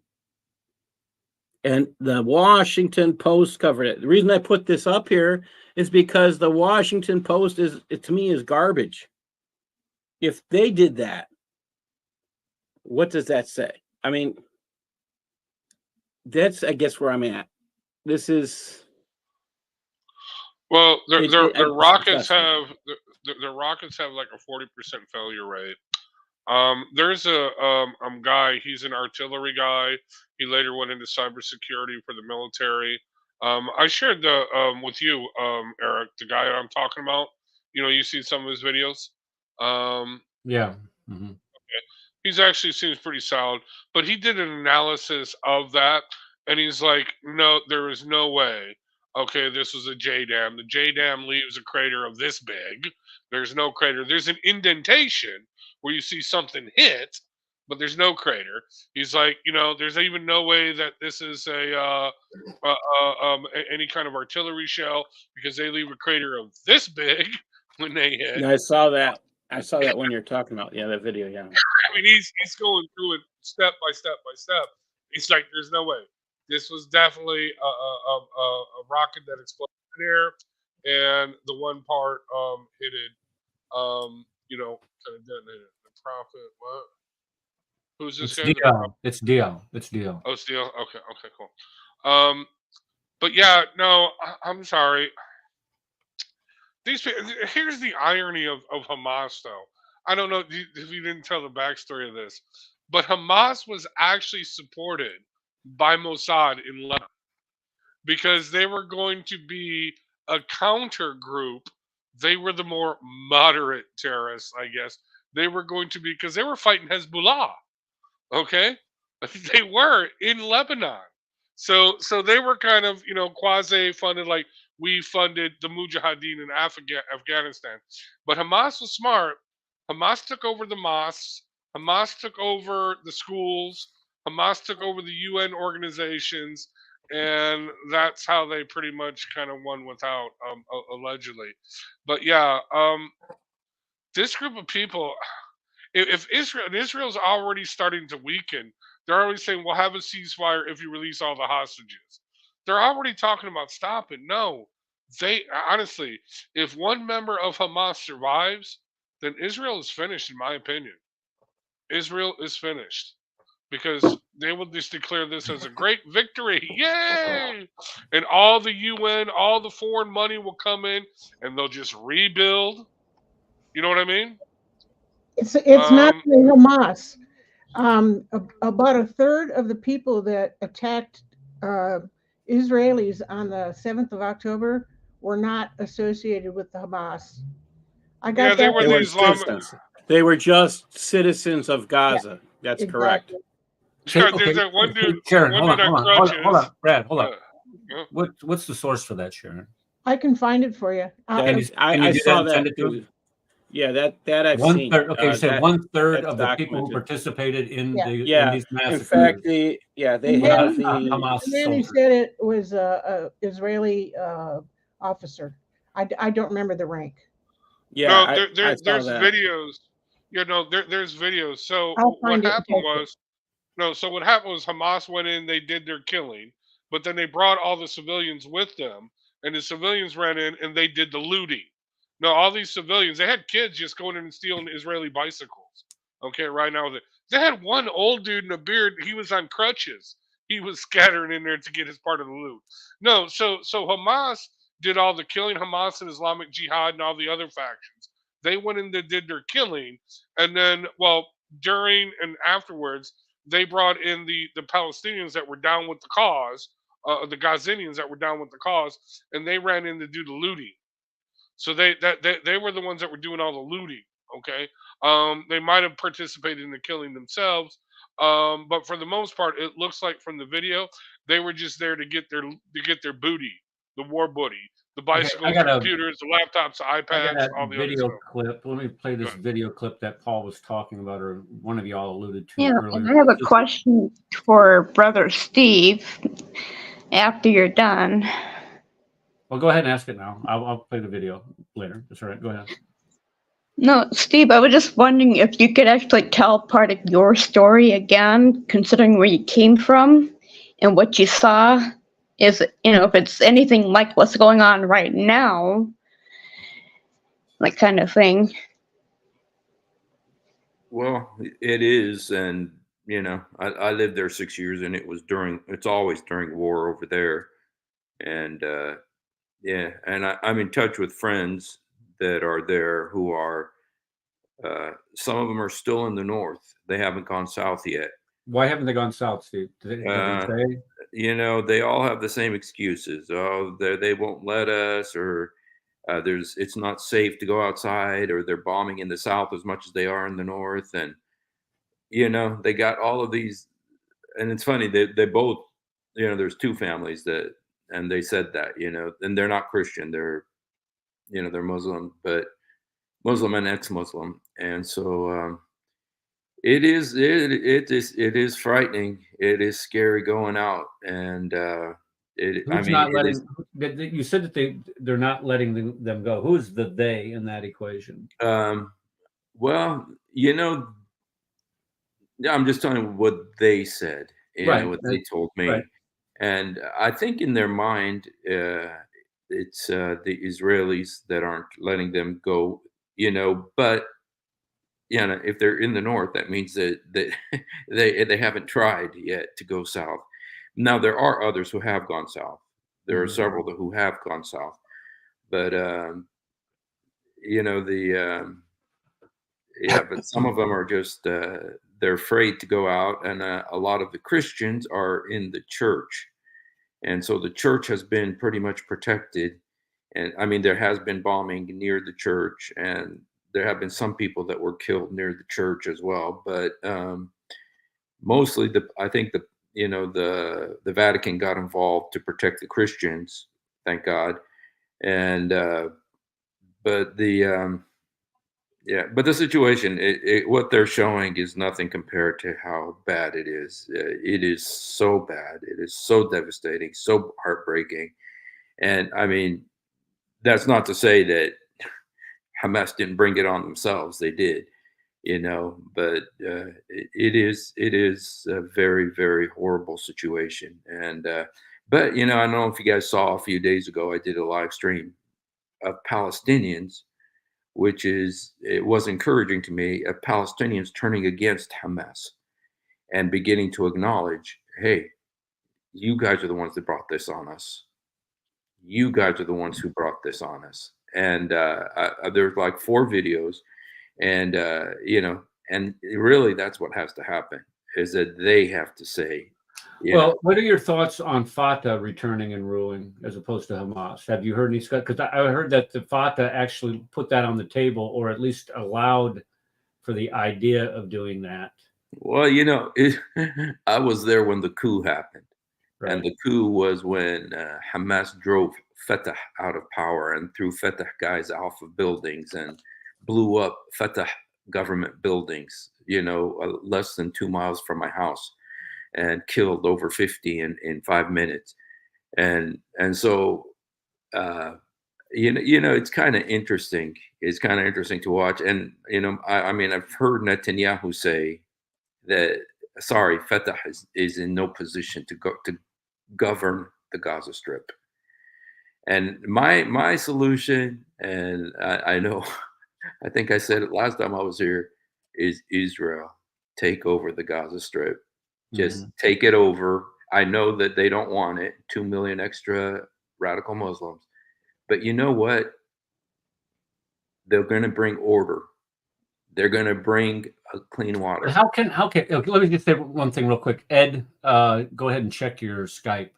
I sent you that link. Okay, so if you're saying that Israel needs to go in there and occupy, there's that word again, and manage the Gaza Strip, how is that even possible? It's possible, and Israel did it before. They know what to do. Israel knows every single square inch of the Gaza Strip. They know every family. They hire lots of them to work in Israel. They have relationships with those families, and they're the ones it's on their borders. It's on their borders. They're stuck. So do you think that the people from Gaza would be okay? What would they be more open to? Either Fatah. You know what? During the second Intifada, I was in Israel I was in Gaza during the second Intifada, which was 8 years, from 2001 to 2007. I was there from that time, and they did a poll in Jerusalem, because there was a big thing. The Palestinian Authority was saying, we want East Jerusalem to be ours, and there's 200,000 Arabs in East Jerusalem, and so they did a big poll. How many of you guys want to go? Because they were at that point in Israel. Since 1967, it has been considered Israel. And so they did a big poll. How many of you guys want to go to the Palestinian Authority and be part of Palestine? And how many want to stay in Israel? 80% said we want to stay in Israel. You know, they know what the hell of being under the Palestinian Authority is like. They know how the Palestinian Authority is going to treat them. They know about how who picks up the garbage, who provides the water. Right. I'm serious. The water issue is a huge issue in Israel. I mean, their water situation is. I mean, the next big war is going to be about water. Well, I saw that they get 90% of their water they get themselves from desalinization plants. Yeah. Well, And Israel. 10% Israel provides. Yeah. Yeah, but these desalination plants are under code. They're like death traps. I mean, seriously, the water that they are producing is totally polluted. Okay, no, they did not upgrade, dude. We the U.S. taxpayer, the world governments actually sent them money to fix these desalination plants because they should be condemned. And what did they do? It went into the Hamas leaders' pockets, which are multi-billionaires, and it went into the tunnels. Sure. You know what I mean? Yeah. Sorry, Steve, but I'm just really pissed off at this whole situation. And plus, I got a Well, they took the pipes that they were supposed to build these waterways with, or pipe in the water and the sewers and such, and they made rockets out of them. So, and I saw a video today. I saw a video today of the Israelis were going through an apartment building, a high rise, what's left of it anyway, and they go they're pulling out all from the rubble all of the hand grenades, all of the RPGs, all of the guns, all the ammunition such was stored there, and it was supposed to be a battalion commander's. Hamas, one of the battalion commanders for Hamas was supposed to be his quarters. Yeah. And they're also showing in one room, you have bomb making materials there, whether it's switches, whether it's the metal material, whatever. He was making bombs in one room of his home. And in the very next room, they have pictures of the kids' toys strewn out along all over the floor, clothing of a child, of a toddler. And I'm trying, you're trying to picture this in your head of how a father could place his family, his little kids, in such danger where you're manufacturing weapons meant to kill your enemy. How much hate does somebody have to have in their heart in order to do something like this? And you're sitting there watching this, amazed at how many weapons they have strewn throughout the entire house, and yet this man has his family living there with free access to all of that. I have a small arsenal here. But it's. I was just going to say, aren't you describing? Amen, brother. You know what I mean? Okay, but no. But it's under lock. There's no way. I mean, I got a coded thing for the. I call it a closet, but it's really not a closet. It's much bigger than a closet. But anyway, but I have it completely cordoned off. My kids don't even know the combination. I don't even think my wife knows the combination. Well, it doesn't matter. She doesn't get in there anyway. I would never allow children to be around that kind of stuff. And I don't consider myself an expert by any stretch of the imagination of firearms, but I do know, being around them my entire life, how to safeguard them and how to keep them away from children. So to watch this hatred that they have. I mean, we're talking about something like water. What about gasoline, diesel? They're stealing the diesel. Hamas is stealing the diesel from the hospitals. The hospitals need it to run the generators so they can run their vehicles to attack the Israeli forces. It's just absolutely sick what these guys are doing. That's another thing I fault Israel for. They have the storage of the gasoline or diesel. They should have bombed that because that is a legitimate target. Okay, but you can't. Okay, this is where you and I differ, Brad, because you're all down with the total warfare struggle. Total. And in 1940s, that may have been permissible. In the 1960s, in Vietnam, carpet bombing may have been permissible, but we're 50 years removed from that. And theoretically, we're not supposed to be doing that, even though countries that we and this is the difference between us and them, where we would universally condemn people, the Russian army, for going in and completely wiping off the map neighborhoods, cities, towns, civilian areas in the Ukraine. And we would also, and I would hope that we would condemn the deprivation of medical care to Gazan citizens. Now, I get you're being ruled by the Hamasholes, and the Hamasholes are the ones that are actually stealing the gasoline. But is there a little pittance on the amount of gasoline that they're using justification enough to deprive a hospital from providing ventilators or electricity so the doctors can actually see what the heck they're doing? And this is the thing. It's a tough call. I'm not going to have this debate with you now, but bottom line is this, dude. I'm sure you're going to call me just as soon as the show's over. I got to listen to it. Yeah, but bottom line is this. Dude, Steve, okay, so Israel goes in there and they reoccupy Gaza. They got to be smarter than they were, okay? They really have to develop the area. And they really just have to make the statement, if you love death, come here to our death chambers and you will die. We will give you that. Alhamdulillah, okay? Or do you want to live and develop Gaza? Because that, honestly, you've been there. I've seen the pictures, well, before the destruction, obviously. But I'm looking at that. And, dude, I remember I was on the beach in Miami just a week ago. And I'm sitting there and I'm like, this is Gaza. You know what I mean? This is a beautiful beach. Okay? This is a resort kind of town. Just not only that, but they have a harbor, an international harbor where they can do international trade. They had an international airport, not so much no more. But anyway, no, this could be. Well, what are they doing with the harbor? What are they doing with the harbor? They're shipping in. Oh, it's totally shut down. Yeah. Weapons from. They're shipping in all these weapons from Iran. Right. And so, what do you do with all that? It's a tough call. I get it, but it could be developed, but they don't develop it. I don't know. How would that look? Let me ask you this, Steve. Mm-hmm. Prior to 2005, the Israelis being pulled out of Gaza, how much trade was occurring within Gaza itself, with Israel or with other countries? I mean, what were they effectively trading, going back and forth between Gaza itself and Israel, or was it locked down like it is today? They put that wall up and fenced them in. Well, it was a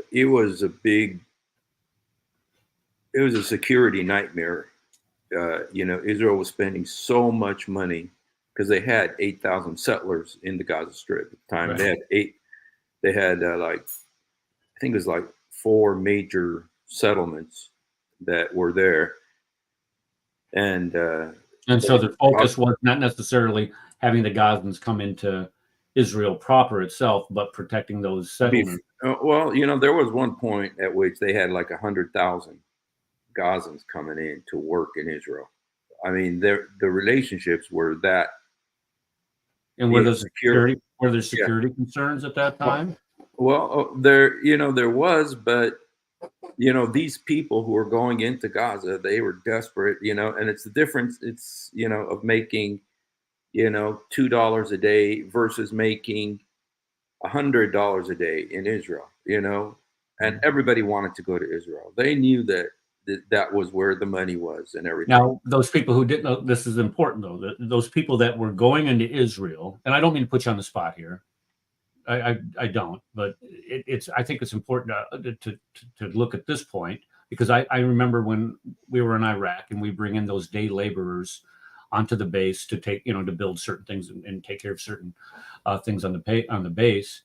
People were, they were lining up as fast as they possibly can and doing whatever they can to get in that queue in order to get on the post to work, because we weren't paying them, 100 times or 50 times what they would make as civilians for working outside the gate, but they would make substantially more working on our side.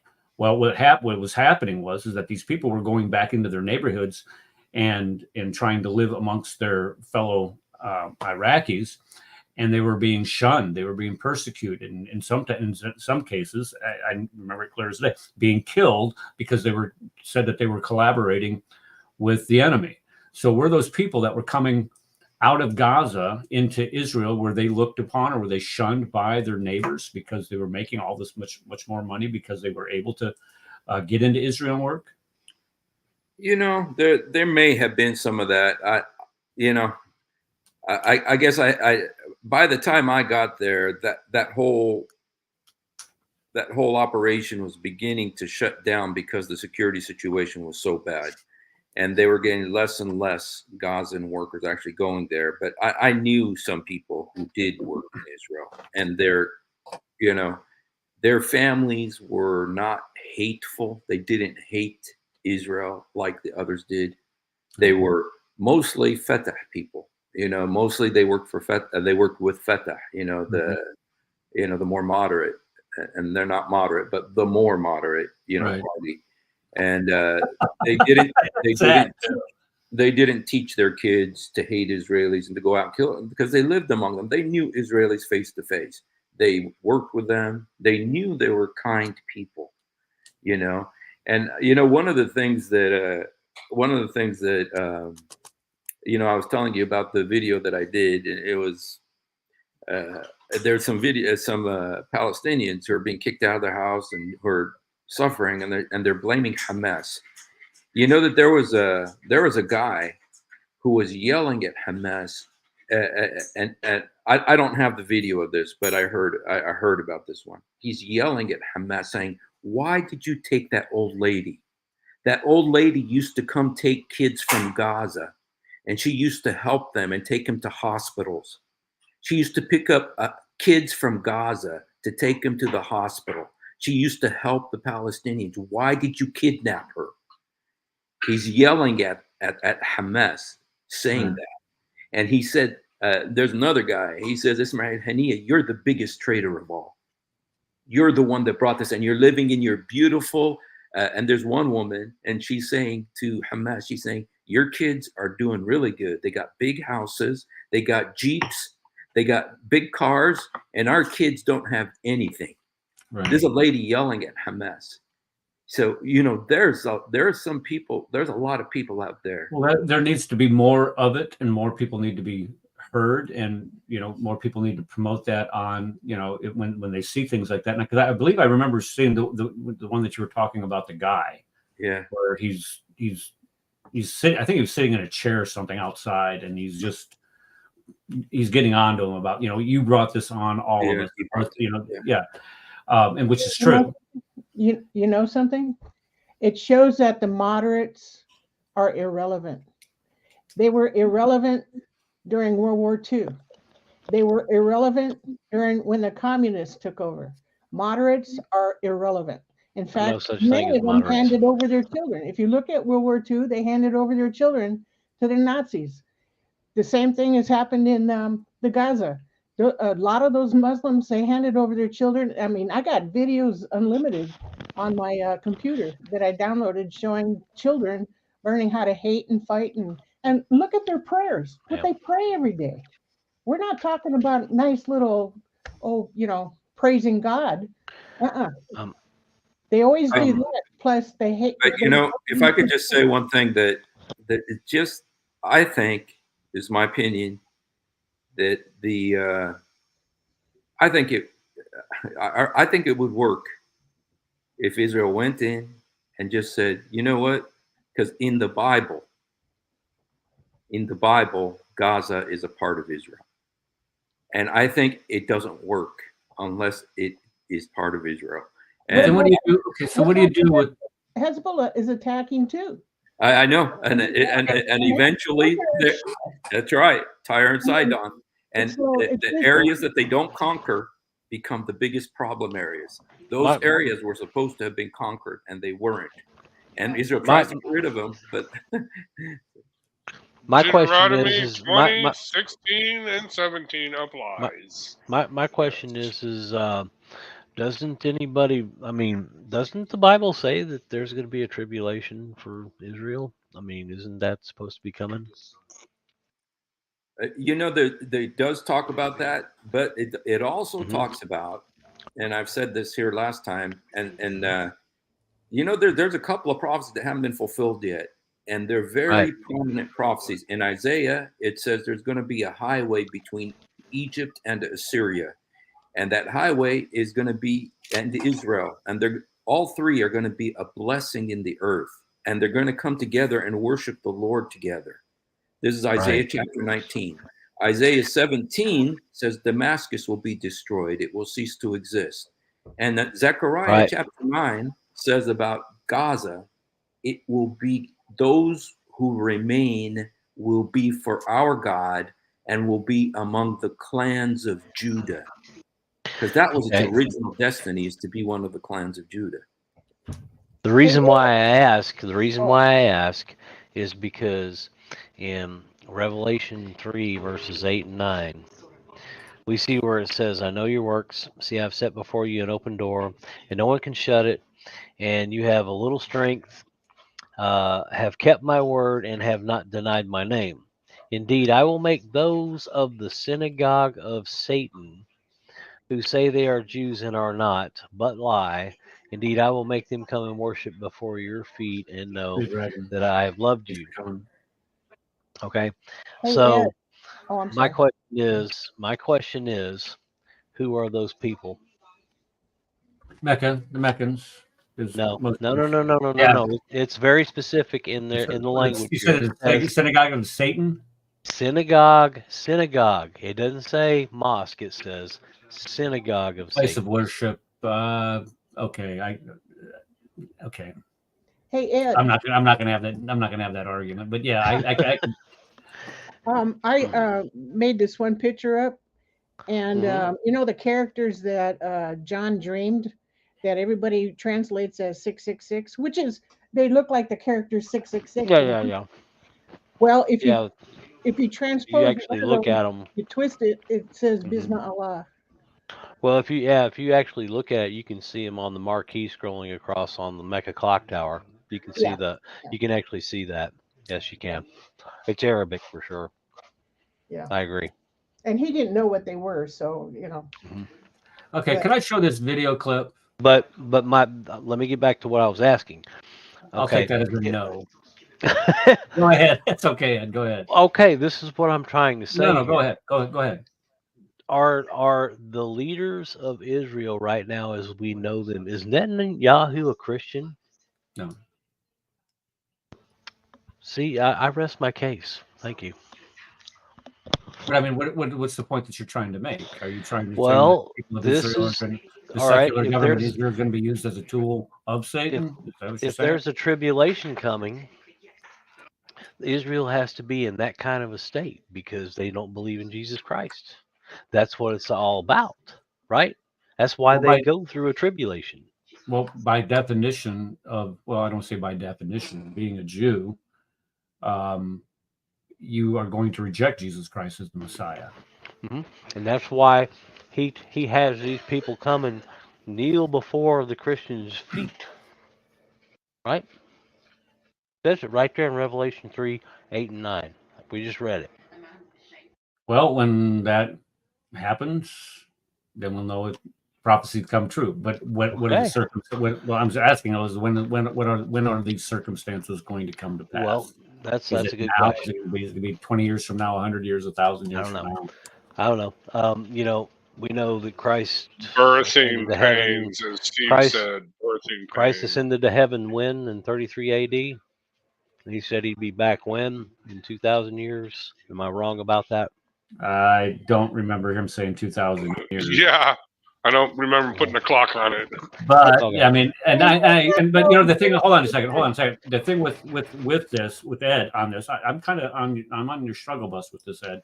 because if you look at the timeline from the creation of the earth, if you follow the book of Chronicles 1 through 8 and the genealogies, you can go 2,000 years up to Abraham, 2,000 years from Abraham to Christ, 2,000 years from Christ to consummation in the end of the world. So you And that's where I'm coming from. Yeah. well, if that's your timeline, then I can. We have Yahya, Islam defender in the house. Haven't seen him in a while. It's good to see him. Eric, could I Yep. could I just say one thing to in answer to what Yahya said? That let me put this up here. Oh yeah, okay. Go ahead. Yeah, just that. You're right. Jesus said, "I'm going to take the kingdom and give it to those that will bring forth its fruit." But it is clarified later what happened there, and the Apostle Paul talks about what's called the time of the Gentiles. The time of the Gentiles is when the kingdom went from Israel and to the Gentiles, and that right now we're still in the time of the Gentiles. But then when you tie that in with Daniel, the 70 weeks, that 69 of the weeks have been fulfilled. That's 69 weeks is like 383 years, or 483 years that have been fulfilled, that were fulfilled before Jesus was crucified. And Daniel's prophecy specifically says that that's going to happen. But there's still another 7-year period for Israel. And it talks about it, in Zechariah chapter 12, that when the Messiah comes back the second time, now this is talking about the second time, just like the angels, when Jesus ascended, the angels said to the apostles that he's going to come back the same way that he left from the Mount of Olives, that his feet are going to touch the Mount of Olives, split it in three. And at that point, there are Jews in Jerusalem who don't believe yet in Jesus, but it says, I'm going to pour out my spirit on them. And it says, I'm going to pour out my spirit on the house of David, on the house of Nathan, on the house of Aaron and their wives, and they're going to look upon me whom they have pierced, and they will mourn for him as for an only son. So there are unbelieving Jews when Jesus returns, and they become believers. So anyway, that's kind of what I was just kind of answering Yahya, that there is still 7 years left for the Jews, that, according to prophecy. So. Okay. Something I wanted to add about that 70 weeks. If you ever get this book, The Coming Prince by Sir Robert Anderson, and you want to understand that prophecy and how that prophecy was fulfilled to the day by Jesus Christ, get that book. And he outlines it perfectly. All right, I want to do one more thing before we close up shop here tonight. I want to show this video. Oh. Yeah, can I play the video? Yes, you can.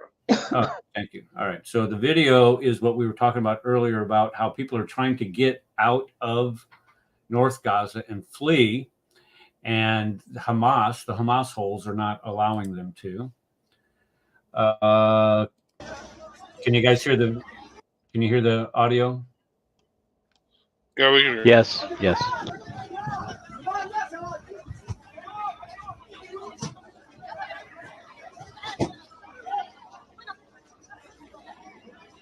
Notice they're all waving white flags. Oh, gunshot.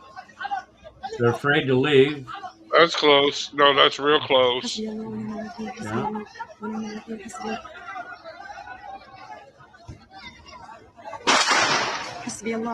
Again, real close. So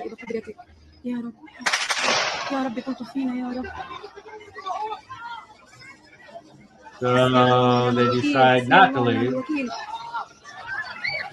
Now, on Twitter, it's funny. On the jihadis that I follow, they're saying the Israelis were firing on them. Yeah, and but that's close shots. That's close. That's coming from within that compound. Yeah, that's okay? Just to say that the Jews were doing this is this is the same organization that told us that Steve, the Jews had bombed a hospital and killed 500 people, and they're going to try to tell us Steve, that this. Actually, Steve, can you translate what the woman is saying? Can you play it again and have Steve translate? I'd be interested in what she was saying in the video we just put. Okay, it was very low, but I tell you what, it sounded like she was saying, "Lord, please protect these people. Lord, please protect these people." It's like the one who was filming it. Okay, it was very low. I was trying to listen to what she was saying, but it sounded like it was very low. And I may be wrong, but I'm almost 100% sure she said, "Lord, please protect these people. Please protect these people." She saw what was happening, and you know what? The Gazan people know who was shooting. The Gazan people know who was shooting.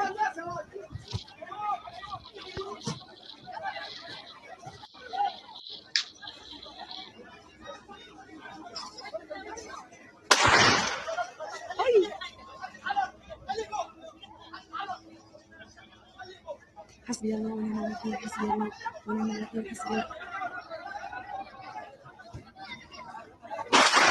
حسبي الله ونعم الوكيل اللهم أرنا فيهم عجائب قدرتك يا رب يا رب كنت فينا يا رب.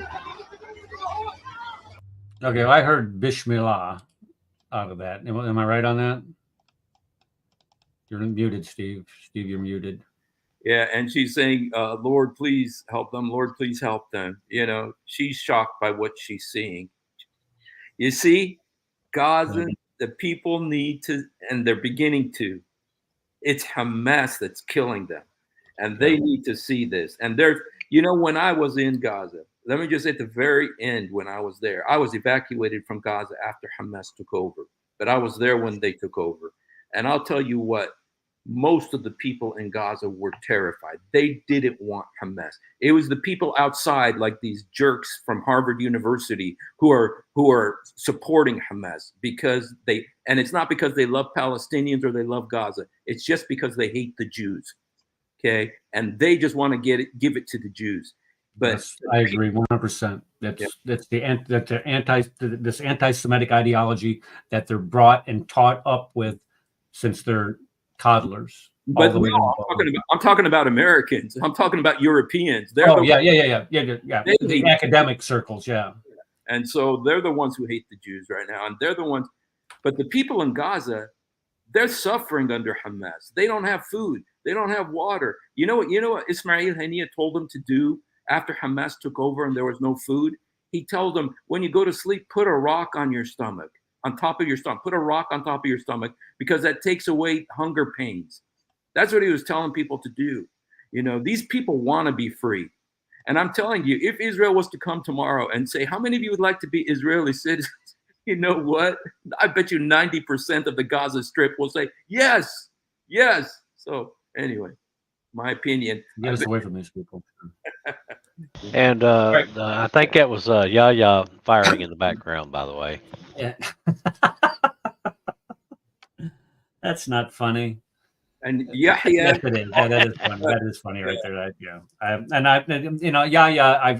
remember he's been on the show before, and I enjoyed him coming on here. And his honesty, he's one that, anyway, see, they're suffering because 17-year-olds locked with no hope of freedom. And why do you think that is? They don't have any hope of freedom. It's because the Hamasholes are ruling over them. That's why they don't have any hope. That's why they don't have any freedom.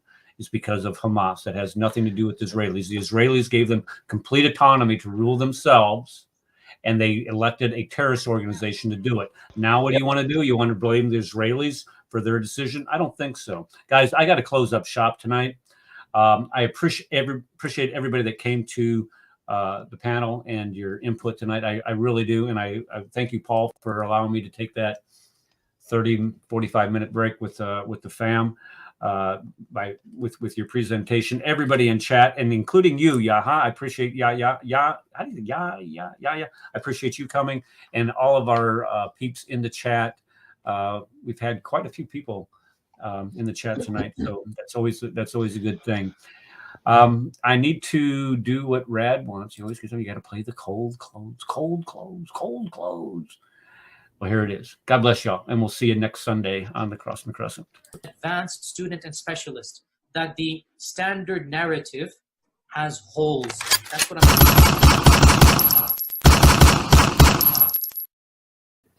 That the Muslims were rioting against one another.